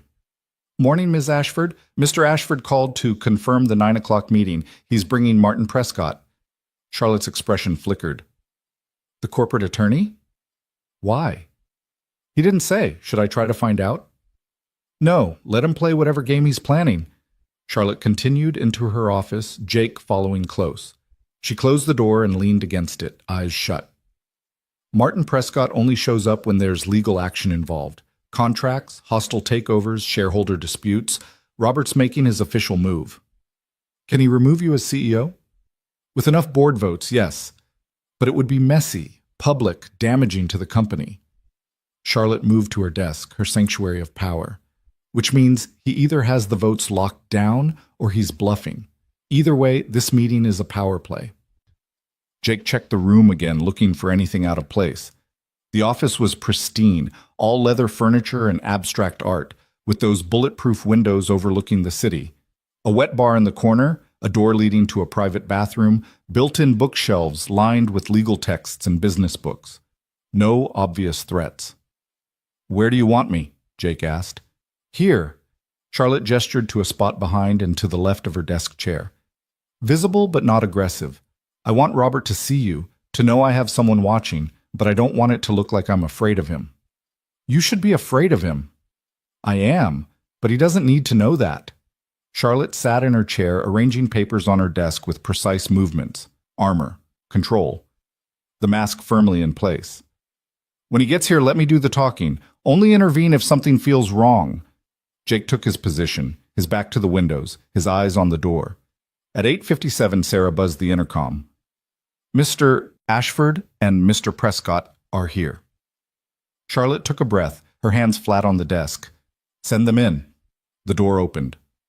Robert Ashford entered first, looking distinguished in a navy suit, his silver hair perfectly styled, his smile warm and avuncular. Behind him came Martin Prescott, a thin man with wire-rimmed glasses and the predatory look of a corporate shark. Both men stopped when they saw Jake. Charlotte, Robert said, his smile not wavering. I didn't realize we were having a group meeting. Who's your friend?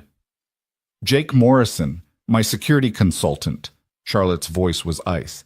He stays. Now what's so urgent it couldn't wait until the board meeting? Robert exchanged a glance with Prescott, some silent communication passing between them. He moved to one of the chairs facing Charlotte's desk, settling in like he owned the place. Prescott remained standing, a leather folder tucked under his arm. I'm concerned about you, Charlotte, Robert began, his tone dripping with false concern. The incident on the bridge, the increasingly erratic behavior, the spectacle at the gala. You're not yourself. I'm fine. Are you? Because bringing an ex-convict to a charity function, making veiled accusations in your speech, and now hiring this same man as personal security? Robert shook his head sadly. It suggests someone who's not thinking clearly, someone who might not be fit to run a multi-billion-dollar corporation. Charlotte's jaw tightened, but her voice remained level.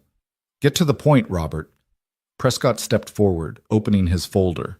We're here to present a formal proposal from several members of the board. Given recent concerns about your judgment and decision-making, they're requesting you voluntarily step down as CEO and accept a position as Chairman Emeritus. You'd retain your shares, of course, but operational control would transfer to a new CEO. You, Charlotte said flatly, looking at Robert. Someone with experience. Someone stable. Robert leaned forward, his expression earnest. This isn't personal, Charlotte. It's about protecting the company your father built, protecting his legacy. Jake watched the performance, impressed despite himself. Robert was good. He sounded genuinely concerned, like a caring uncle trying to help his troubled niece. Anyone listening would think Charlotte was unstable, that Robert was being reasonable. But Jake saw the calculation in the older man's eyes, the barely concealed triumph. "And if I refuse?" Charlotte asked. "Then we call a vote at next week's board meeting. And I have to tell you, Charlotte, I have the numbers." Robert's mask slipped slightly, showing the steel underneath.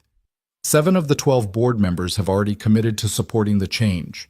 It's over. You can leave gracefully or be forcibly removed. Your choice. Charlotte was silent for a long moment. Jake could see her mind working, calculating options, looking for the trap. When she spoke, her voice was deadly calm. "You poisoned Thomas. You tried to kill me." Prescott's eyes widened. Robert's expression didn't change at all, which was somehow more chilling than any reaction would have been. "That's a serious accusation," Robert said softly. "One you can't prove. One that makes you sound exactly as unstable as I've been telling the board you are." The autopsy showed potassium chloride in his system. Inconclusive amounts. Could have been contamination. Could have been anything. Robert stood, buttoning his suit jacket. "Charlotte, I understand you're upset. Losing control is difficult, but making wild accusations won't help your case. It only proves you're not fit to lead." "Get out," Charlotte said, her voice shaking slightly. "Get out of my office. We'll see you at the board meeting. Think about my offer.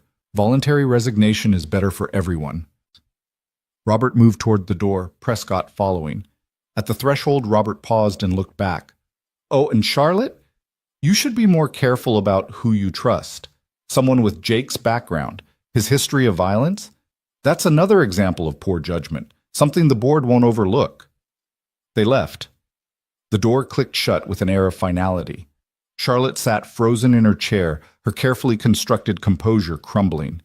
Jake moved to her side immediately. "He admitted it," Charlotte whispered. "Not in words, but the way he said it. He knows about Thomas. He knows everything." "But he's right. You can't prove it." Jake's mind was racing, trying to figure out their next move. "If he has 7 board members, he can remove you. And once you're out, once you don't control the company, you're vulnerable. Easier to kill."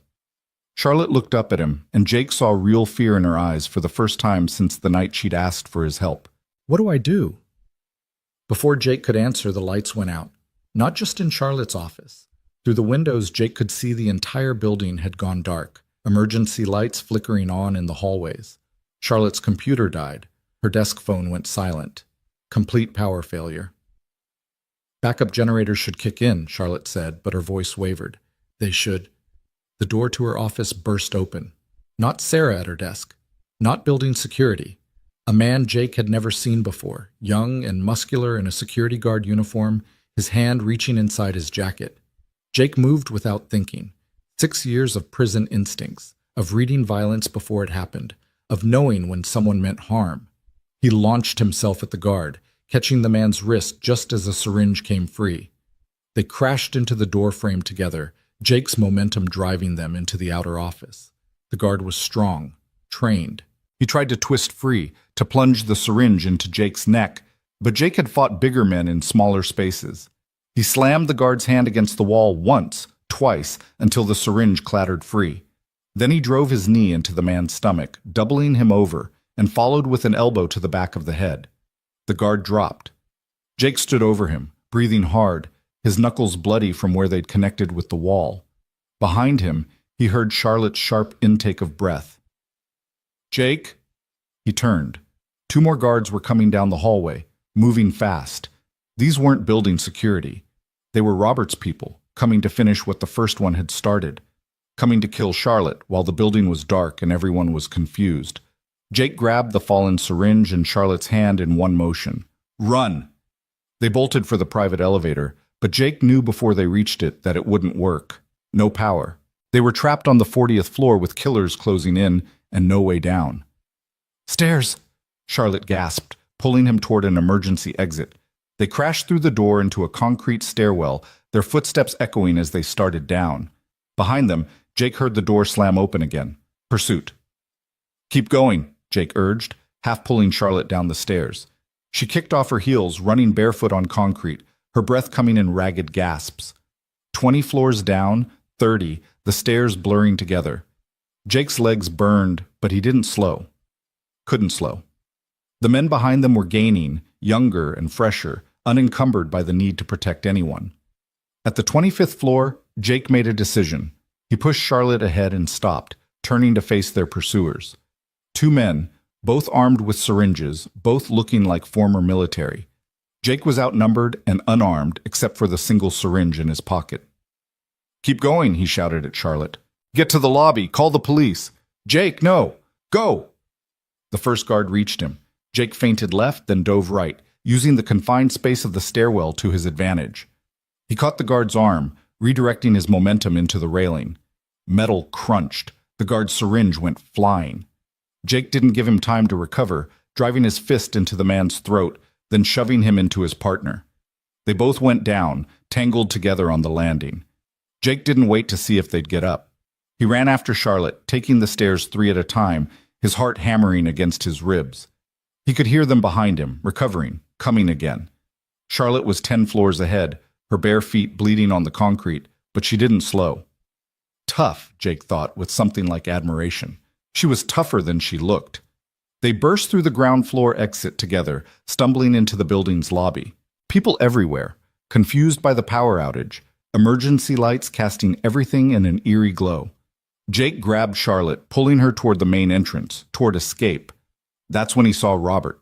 The older man stood by the security desk, talking calmly to a uniformed officer. When he spotted Charlotte and Jake, his expression shifted to surprise that looked almost genuine. Almost. Charlotte, thank God. When the power went out, I was worried. Robert approached quickly, the officer trailing behind him. Are you all right? You look terrified. Stay away from me, Charlotte backed up, pressing against Jake. You did this. The power outage, the men in my office. What men? Robert looked at the officer, his concern perfectly performed. Officer, I don't know what she's talking about. There was a power failure, but there were men trying to kill her, Jake interrupted. 3 guards with syringes. We were chased down from the 40th floor. The officer looked between them, uncertainty crossing his face. Let me call this in.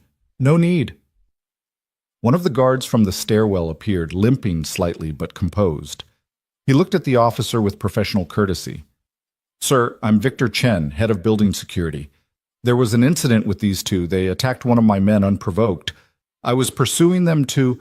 That's a lie, Charlotte said desperately. Jake was protecting me. They were trying to inject me with something. She's been under a lot of stress, Robert said smoothly, his hand on the officer's shoulder. The incident on the bridge, some paranoid delusions. We were actually meeting this morning to discuss getting her help. Then the power failed and she panicked. Jake watched Robert work, watched the officer's expression shift from uncertainty to understanding, watched Charlotte's credibility crumble under the weight of her uncle's lies and influence.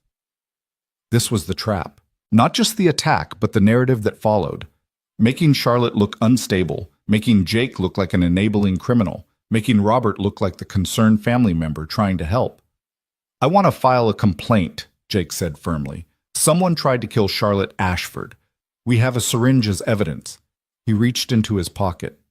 The syringe was gone. Of course it was. Somewhere in the fight, he'd lost it. They had nothing. No proof, no evidence.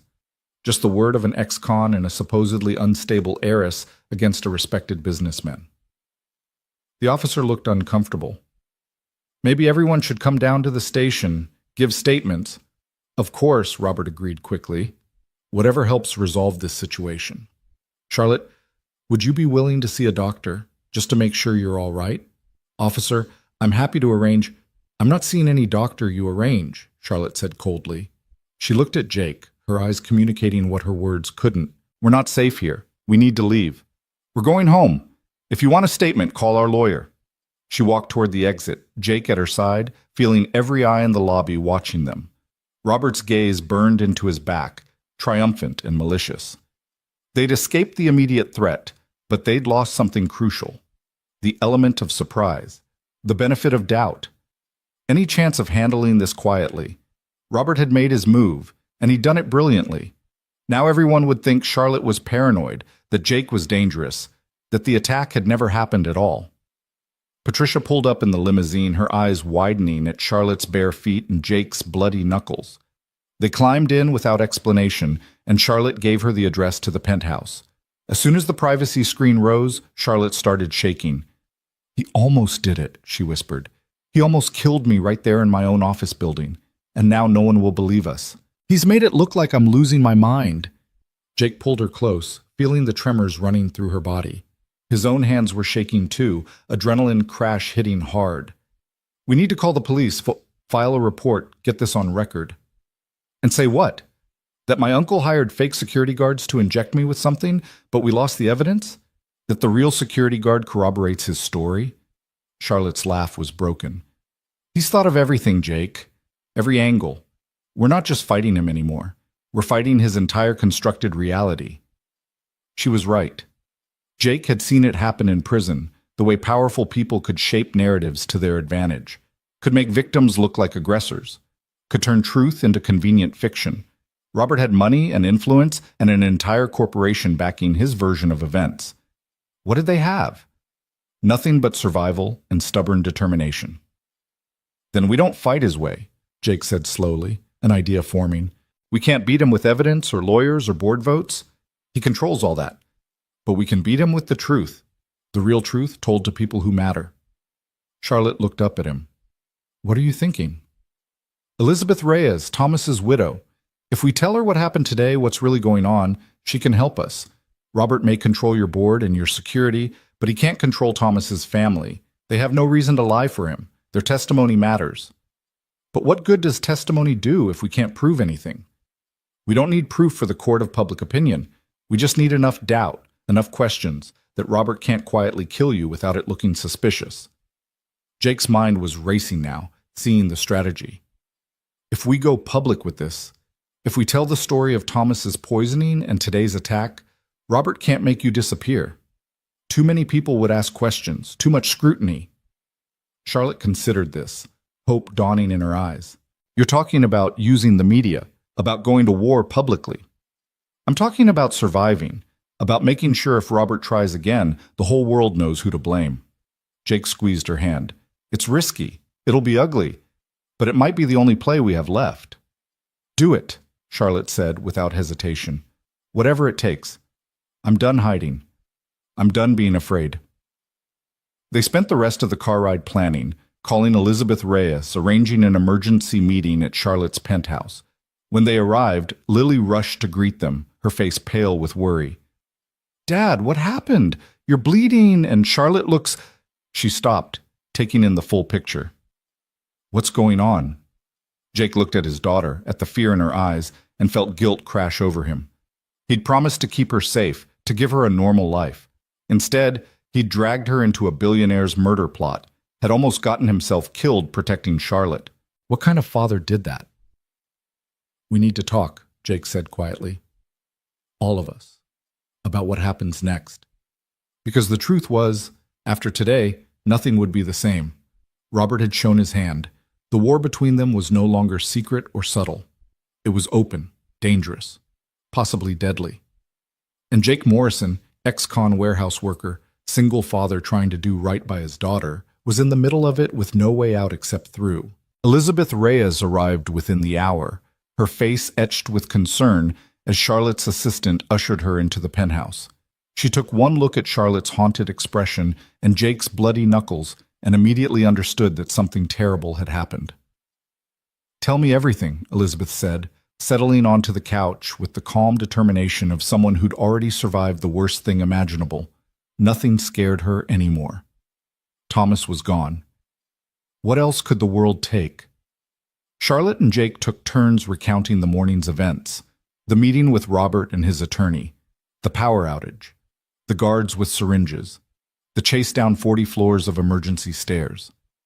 Elizabeth listened without interrupting, her hands folded in her lap, her eyes growing harder with each detail. When they finished, she was quiet for a long moment. Then she said, "Thomas knew." Charlotte leaned forward. "What?" He never said it directly, but in the weeks before he died, Thomas was worried about something. He'd take phone calls late at night and pace in the kitchen, talking too quietly for me to hear. He started writing things down in a notebook he kept in his car. Elizabeth's voice trembled slightly. "The night of the accident, he called me right before picking you up, said if anything happened to him, I should look in the glove compartment, that there was evidence there of something wrong, something dangerous." Jake felt his pulse quicken. "Did you find the notebook?" "The police released the car 2 weeks ago. I couldn't bear to look at it, so I had it towed to our garage. I haven't touched it since." Elizabeth met Charlotte's eyes. "But if there's evidence Thomas collected, evidence that Robert was planning something, it's still there, in that car." Charlotte was already standing, energy returning to her defeated posture. "Where's the garage? We need that notebook now." "Queens, about 40 minutes from here." Elizabeth pulled out her phone. "I'll text you the address. But Charlotte, if Robert finds out you're looking for this, he already tried to kill me today. I'm past worrying about what happens if he finds out." Charlotte's jaw was set with determination. "Jake, can you drive?" "Of course, but we're not going alone. We need backup." Jake looked at Lily, who'd been sitting quietly through the whole conversation, her eyes wide. "Baby, I need you to stay here with Elizabeth. Lock the doors. Don't answer for anyone except me or Charlotte. Can you do that?" Lily nodded, though fear flickered across her face. "Dad, please be careful." "Always am." Jake kissed the top of her head, breathing in the familiar scent of her shampoo, trying to memorize this moment in case it was the last. He hated leaving her, hated the fear he was putting in her heart, but finding that notebook was their only chance at survival, their only chance at justice for Thomas. Patricia drove them to Queens in tense silence. Jake kept checking the side mirrors, watching for tails, for any sign that Robert had people following them. But the streets remained clear, just normal Tuesday afternoon traffic. Maybe they'd gotten lucky. Maybe Robert thought he'd already won. The garage Elizabeth had mentioned was a small commercial space near the waterfront, the kind of place that stored boats in winter and classic cars year-round. The owner, a gruff man in his 60s named Eddie, recognized Elizabeth's name when Charlotte called. "Mrs. Reyes said you'd be coming. The Lincoln's in Bay 7. Eddie handed Charlotte a key. "Take your time. Lock up when you're done." The garage smelled of motor oil and old leather. Thomas's limousine sat in the dim bay exactly as it had been pulled from the Hudson, the front end crumpled from impact, water damage evident in the warped interior. Looking at it made Jake's chest tight. He could still feel the freezing water, still taste the panic of trying to free Charlotte from the sinking vehicle. Charlotte stood frozen at the sight of it, her hand pressed to her mouth. "I haven't seen it since that night. Haven't wanted to." "You don't have to do this. I can look." Jake moved toward the passenger side, but Charlotte stopped him. "No, I need to." She took a breath and opened the back door, sliding into the seat where she'd almost died. Her hands shook as she reached for the glove compartment. It stuck, swollen from water damage, but finally popped open. Inside was a waterlogged notebook, its pages stuck together, the ink mostly illegible. Charlotte's face fell. "It's ruined. Whatever Thomas wrote, we can't read it." Jake took the notebook carefully, flipping through the damaged pages.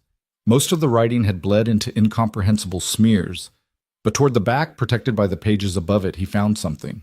A page covered in plastic wrap, deliberately preserved. Thomas had known this might end up underwater. He'd prepared for it. The page contained dates, times, and names. Phone calls between Robert and someone named Dr. Marcus Chen, meetings at a clinic in New Jersey, wire transfers to offshore accounts, and at the bottom, underlined 3 times. Potassium chloride, untraceable cardiac arrest, Charlotte is next. "He knew," Charlotte breathed, reading over Jake's shoulder. Thomas knew Robert was planning to kill me. He was gathering evidence. And Robert found out. That's why Thomas had to die first. Jake's anger burned cold and focused. This is it, Charlotte. This is the proof we need. Thomas documented everything. Charlotte pulled out her phone with shaking hands. I'm calling Detective Rodriguez, the one investigating Thomas's death. She said to contact her if we found anything. But before she could dial, Jake's instinct screamed a warning. He grabbed Charlotte's wrist. Wait, how did Robert know we were at your office this morning? How did his people know exactly when to attack? Charlotte's eyes widened with understanding. Someone's been feeding him information, someone close to me. Your phone, your computer, everything could be compromised. Jake looked around the garage, suddenly feeling exposed. We need to move, now, and we need to go somewhere Robert can't track us. They left through the back exit, Jake carrying the notebook wrapped in his jacket. Patricia was waiting by the limo, but Jake shook his head. We're not taking the car. It might have a tracker. We'll get a cab. Jake, you're being paranoid, Charlotte started, but then her phone rang. She looked at the screen and went pale. It's Robert. Don't answer. She answered anyway, her hand trembling as she raised the phone to her ear. Jake could hear Robert's smooth voice even from 2 feet away. Charlotte, dear, we need to talk about this morning, about your accusations. I think there's been a terrible misunderstanding. Robert's tone was concerned, almost paternal. Why don't you come back to the office? We can sort this out like family. I'm not coming back, and I know what you did. I know everything. Charlotte's voice was stronger than Jake expected. Thomas kept records, evidence. You're not going to get away with this. The line went silent for a long moment. When Robert spoke again, all pretense of warmth was gone. That notebook won't help you. Half the board thinks you're unstable. The police think you're paranoid. Even if you go public, who's going to believe you? The troubled heiress with the ex-con boyfriend making wild accusations against her respected uncle? His name is Jake, and he's more of a man than you'll ever be. Charlotte's hand found Jake's, squeezing tight. We're going to the police with this evidence. We're going to the media. And you're going to prison for what you did to Thomas, for what you tried to do to me. You stupid girl. Robert's voice turned venomous. You have no idea what you're dealing with. I built this company while you were still in boarding school. I won't let you destroy it with your naive idealism and bleeding heart policies. If you won't step aside willingly, I'll remove you, permanently. The call ended. Charlotte stood there, holding the silent phone, her face drained of color. He's not even pretending anymore. He just threatened to kill me. Good, Jake said grimly. That means he's scared. That means we're winning. He flagged down a passing cab, pulling Charlotte inside. We're going to the police station, right now, before Robert can spin this any other way. The precinct was crowded with the usual chaos of a Tuesday afternoon. Drunk and disorderlies sleeping it off on benches. A woman arguing loudly about a parking ticket. Uniformed officers moving through the controlled mayhem with practiced efficiency. Jake approached the desk sergeant, still clutching the notebook. We need to speak with Detective Rodriguez. It's about the Thomas Reyes case. The sergeant picked up a phone, spoke briefly, then gestured toward a hallway. Third door on the left. She's expecting you.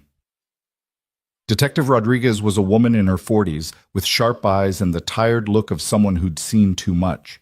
She stood when they entered, her gaze moving between Charlotte and Jake with obvious recognition. Ms. Ashford, Mr. Morrison, I've been following the news about this morning's incident at your office. Rodriguez gestured to chairs.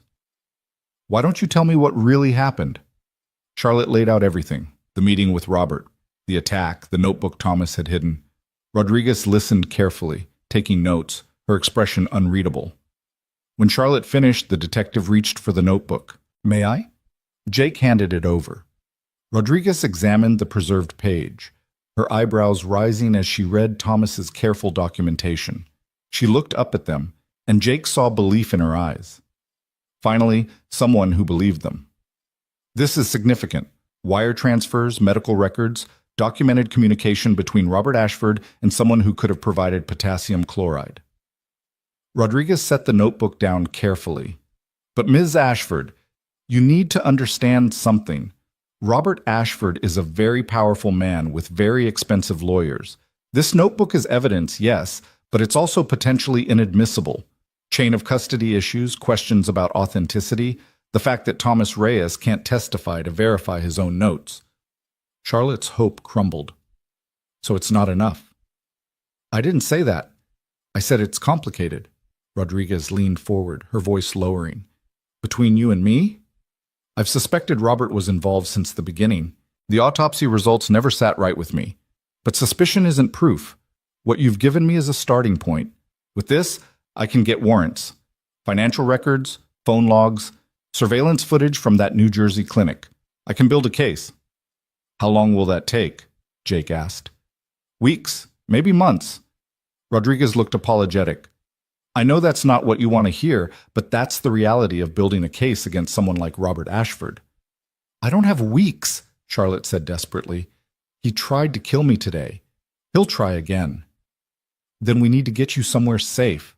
Protective custody. No. Charlotte stood abruptly. Protective custody means hiding, means letting Robert control the narrative while I'm locked away somewhere. That's not happening. Rodriguez studied her for a long moment. What are you planning to do? Charlotte looked at Jake, and he saw the decision forming in her eyes. The choice between safety and justice, between surviving and living. He knew which one she'd pick. He'd known from the moment she'd confronted Robert at the gala. I'm calling a press conference, Charlotte said. Tomorrow morning. I'm going public with everything. Thomas's murder. The attacks on me. Robert's conspiracy to steal the company and eliminate me. All of it. That's dangerous, Rodriguez warned. You'll be painting a target on your back. The target's already there. At least this way everyone will be watching. Robert can't kill me quietly if I've just accused him of murder in front of 100 reporters. Charlotte's voice was steady with resolve. And maybe, just maybe, someone else Robert has hurt will come forward. Someone with their own story, their own evidence. Power like his doesn't happen in a vacuum. He's done this before. Rodriguez was quiet, considering. Then she nodded slowly. Okay, but I want officers with you. Protection detail, starting now. And Ms. Ashford, when you do this press conference, stick to facts you can prove. Don't speculate. Don't exaggerate. Give me evidence I can use. I will. Charlotte extended her hand. Thank you, Detective, for believing us. I believe in justice. Sometimes that means believing the impossible.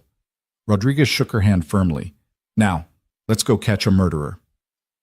The press conference was scheduled for 10 a.m. the next morning at the Ashford Corporation headquarters. Charlotte's PR team worked through the night preparing statements, coordinating with news outlets, managing the chaos. Jake stayed by Charlotte's side the entire time, watching her transform from terrified heiress into something harder, something unbreakable.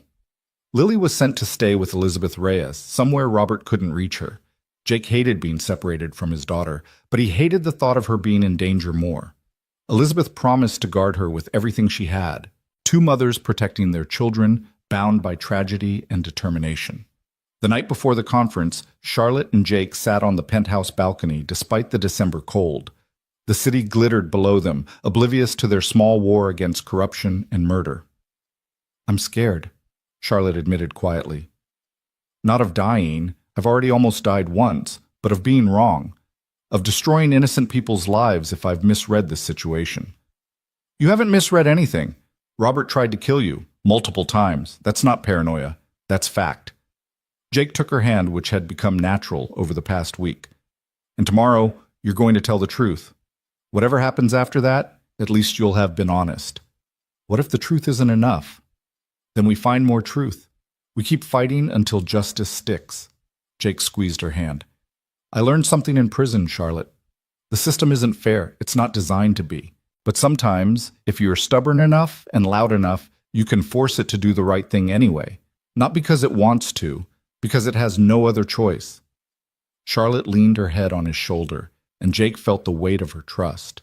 This woman who'd had everything and lost her safety. This woman who could have run, could have hidden, but chose to fight instead. He admired her more than she'd ever know. When this is over, Charlotte said softly, what happens to us? To you and me and Lily? Jake had been avoiding that question, afraid of the answer. I don't know, We're from different worlds, Charlotte. You know that. Worlds collide sometimes, create something new. She looked up at him, her green eyes reflecting the city lights. You saved my life, Jake, and somewhere along the way I think I saved yours too. That has to mean something. He wanted to tell her it meant everything, that the last 2 weeks had shown him a version of himself he'd forgotten existed, someone capable of more than survival, someone who could protect and care for someone beyond his daughter, someone who deserved a second chance at love. But tomorrow was too uncertain. Tomorrow, Robert would be watching. Tomorrow, everything could fall apart. So instead, Jake did what felt natural. He kissed her. It was different from the desperate breath he'd forced into her lungs in the frozen river. Different from the near-death panic and survival instinct. This kiss was gentle, human, full of possibility and fear and hope all tangled together. When they pulled apart, Charlotte was crying. Promise me something. Anything. If this goes wrong tomorrow, if Robert wins, promise you'll take Lily and disappear. Use the money I gave you. Start over somewhere safe. Don't let him hurt you because of me. That's not going to happen. Promise me anyway. Jake looked at this woman who'd crashed into his life in a sinking limousine, who'd trusted him with her survival, who'd shown him that jumping into the river could lead somewhere worth reaching. I promise. But I promise something else too. I promise I'm not going anywhere. I promise I'll stand beside you tomorrow and every day after until Robert Ashford pays for what he did. Charlotte kissed him again, softer this time. A seal on promises made. A prayer against the darkness. The morning arrived with cruel clarity, bright winter sun turning the city into glass and steel edges. Jake dressed in one of the suits Charlotte had bought him, armor for the battle ahead. He checked his phone obsessively, reading texts from Lily saying she was safe, reading messages from Detective Rodriguez saying they were ready. Charlotte emerged from her room looking like the CEO she was born to be. Power suit in navy blue, hair pulled back severely. Minimal makeup that made her look older, more authoritative. She'd hidden the fear behind professional competence, but Jake saw it in the way her hands trembled as she adjusted her necklace. How do I look? She asked. Like someone who's about to change the world. They rode down in the private elevator, flanked by the police officers Rodriguez had assigned. The lobby of the Ashford building was packed with reporters, cameras, microphones. A podium had been set up with the company logo behind it, lights positioned for optimal footage. This was it, the moment that would define everything that came next. Robert was already there, Jake noticed with a chill. Standing at the back of the crowd with his lawyer watching with barely concealed rage. He'd known this was coming, had probably spent the night preparing his own counterattack, but he'd shown up anyway, unable to resist watching Charlotte try to destroy him. Charlotte walked to the podium with her head high. The crowd quieted, cameras focusing, reporters leaning forward with predatory attention. Jake stood to her left, close enough to protect her if needed, far enough to not overshadow her moment. Thank you all for coming, Charlotte began, her voice steady and clear. 3 weeks ago, my driver Thomas Reyes died when our limousine crashed into the Hudson River. The official cause was determined to be a heart attack leading to loss of control of the vehicle. I nearly drowned that night and was saved by the man standing beside me, Jake Morrison. She paused, letting that sink in. Jake saw Robert shift position, his jaw tight. What wasn't reported was that Thomas's autopsy revealed trace amounts of potassium chloride in his system, a substance that can induce cardiac arrest, a substance that would have made his death appear natural. Charlotte's voice grew stronger. Thomas's death was not an accident. It was murder, and I believe I was the intended target. The crowd erupted with shouted questions. Charlotte raised her hand for silence. In the weeks following the crash, there have been 2 additional attempts on my life. Yesterday morning, during a scheduled meeting at this very building, armed men posing as security guards attempted to inject me with an unknown substance. Jake Morrison fought them off, and we barely escaped. Evidence of these attacks, including documentation kept by Thomas Reyes before his death, has been provided to the NYPD. More shouting. Cameras swinging toward Robert, catching his expression. The older man's face was a mask of controlled fury, but his eyes promised retribution. I'm here today to state publicly and clearly, I believe my uncle, Robert Ashford, is responsible for Thomas Reyes's murder and for the attempts on my life. Charlotte's voice didn't waver even as she spoke the words that could never be taken back. I believe he wants me dead so that he can inherit control of the Ashford Corporation and undo the changes I've implemented. I believe he values power and profit over human life, and I believe he will not stop until either I am dead or he is held accountable. The room exploded, reporters screaming questions, cameras flashing, chaos erupting like a dam breaking. Robert was pushing toward the podium, his lawyer trying to hold him back, his face red with rage. "You have no proof," Robert shouted over the din. "This is slander, defamation. I will sue you for everything you have." "Then sue me." Charlotte met his eyes across the crowd. "Because I'm not backing down. I'm not stepping aside. And I'm not dying quietly so you can steal my father's legacy." Detective Rodriguez appeared at Charlotte's side, 2 uniformed officers with her. "Mr. Ashford, I'm going to need you to come with us. We have questions about your relationship with Dr. Marcus Chen and some financial irregularities we've uncovered. I'm not going anywhere without my attorney." Robert's voice was ice, but Jake saw panic flicker beneath the surface. "This is harassment, political persecution of a successful businessman by a mentally unstable woman with a vendetta. That mentally unstable woman just gave us probable cause for a warrant. Your choice is to come voluntarily or be arrested." Rodriguez's tone left no room for argument. "Clock's ticking, Mr. Ashford." Jake watched as Robert's world crumbled around him. The reporters who'd been his allies now recording his humiliation. The police he'd probably tried to buy off standing firm. The niece he'd tried to eliminate staring him down with the same steel her father had been famous for. "This isn't over," Robert hissed as the officers moved to flank him. "You have no idea what you've started, Charlotte. No idea what I'm capable of." "I know exactly what you're capable of," Charlotte said quietly. "You killed a good man. You tried to kill me, and you almost succeeded. But I'm still here, Uncle Robert, and I'm going to make sure you never hurt anyone again." They led him away in handcuffs, his lawyer shouting about rights and illegal procedures. The cameras captured every moment, broadcasting Robert Ashford's downfall to the world. Charlotte swayed slightly, and Jake caught her elbow. "You did it," he whispered. "It's over." "It's not over until he's convicted, until justice is served." But Charlotte's voice was shaky, the adrenaline fading, the reality of what she'd just done settling in. "Jake, I just destroyed my uncle on live television. I just accused him of murder in front of hundreds of witnesses.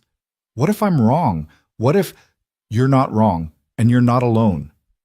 Jake pulled her away from the podium, away from the reporters still shouting questions, into a quiet corner of the lobby. "You were brave in there. Braver than most people ever have to be. Your father would have been proud." Charlotte's eyes filled with tears. "I hope so. God, I hope so." The weeks that followed were a media circus. Robert's arrest made national headlines. The investigation uncovered more evidence, things even Charlotte hadn't known about. Falsified financial records, bribes to board members, communication between Robert and Dr. Marcus Chen detailing the plan to poison Thomas and stage Charlotte's death as a car accident.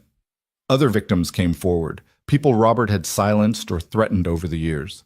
His empire of corruption unraveled thread by thread. Through it all, Jake stayed by Charlotte's side, protected her from overzealous reporters, held her when the stress became too much, reminded her why she'd chosen to fight instead of flee. Lily came home after 2 weeks, returning to the penthouse with Elizabeth Reyes, who'd become like a grandmother to her. The 4 of them, bound by tragedy and survival, formed an unlikely family. Jake took the supervisor position at the warehouse. Turned out protecting a billionaire heiress made for a hell of a reference. He and Lily found an apartment in a better neighborhood, using Charlotte's money to give his daughter the life she deserved. But they spent most evenings at the penthouse anyway, drawn back to the woman who'd changed their world. The trial took place in spring, 6 months after that morning in the frozen Hudson. Jake sat in the courtroom beside Charlotte, holding her hand as witness after witness testified to Robert Ashford's crimes. Elizabeth Reyes spoke about Thomas's final days, his fear and determination to protect Charlotte. Detective Rodriguez presented the evidence they'd gathered. Even Victor Chen, the security guard, turned state's witness in exchange for a reduced sentence, describing how Robert had orchestrated the entire scheme. The jury deliberated for 3 days. When they returned, the verdict was unanimous. Guilty on all counts. Murder, attempted murder, conspiracy, embezzlement, fraud. Robert Ashford was sentenced to life in prison without possibility of parole. Charlotte cried when they read the verdict. Relief and grief and justice all tangled together. Jake wrapped his arms around her and let her sob against his chest, the same chest where she'd once rested after nearly drowning. They'd come full circle, from survival to justice, from strangers to something far deeper. "It's really over," Charlotte whispered. "He can't hurt anyone anymore." "It's over," Jake agreed. "Now we figure out what comes next." What came next surprised everyone, especially Jake. Charlotte stepped down as CEO of the Ashford Corporation, handing control to a management team she trusted. She started a foundation instead, the Thomas Reyes Foundation for Second Chances. It provided job training and support for ex-convicts trying to rebuild their lives, for single parents struggling to provide for their children, for anyone who'd made mistakes and deserved another opportunity. Jake became the foundation's first director of outreach. Turned out his experience navigating the criminal justice system, his understanding of survival and redemption, made him perfect for the job. He helped hundreds of people who reminded him of himself, people who just needed someone to believe in them. Lily thrived in her new school, made the basketball team, started talking about college. She loved telling people that her dad was a hero, that he'd saved Charlotte Ashford's life and helped put a murderer in prison. The shame that had haunted her for so long faded, replaced by pride. And Charlotte, freed from corporate politics and assassination attempts, became herself again. Or maybe became herself for the first time. She laughed more, relaxed into the relationship with Jake that had been building since that first kiss on the balcony. Became a second mother to Lily, filling the void Sarah had left. On the anniversary of the crash, they all went to the bridge. Charlotte, Jake, Lily, and Elizabeth. They stood where Jake had jumped into the frozen water and looked down at the river that had almost claimed Charlotte's life. "I come here sometimes," Charlotte admitted, "when I need to remember how close I came to losing everything. How lucky I am that you were walking by that night." Jake wrapped his arm around her shoulders, pulling her close. "I was thinking about that recently, about all the tiny decisions that led to that moment. If I'd worked late, if I'd taken a different route home, if I'd been 5 minutes earlier or later, we would have never met. You'd have drowned, and I'd still be loading trucks and hating my life." "Fate," Elizabeth said softly. "That's what Thomas always believed in. That the universe puts people where they're supposed to be, when they're supposed to be there. You were supposed to save Charlotte, Jake. And she was supposed to save you right back." Lily leaned against her father's other side. "So what you're saying is, sometimes jumping into the river is exactly the right thing to do." Jake looked at his daughter, at Charlotte, at the life he'd built from the ashes of that freezing December night.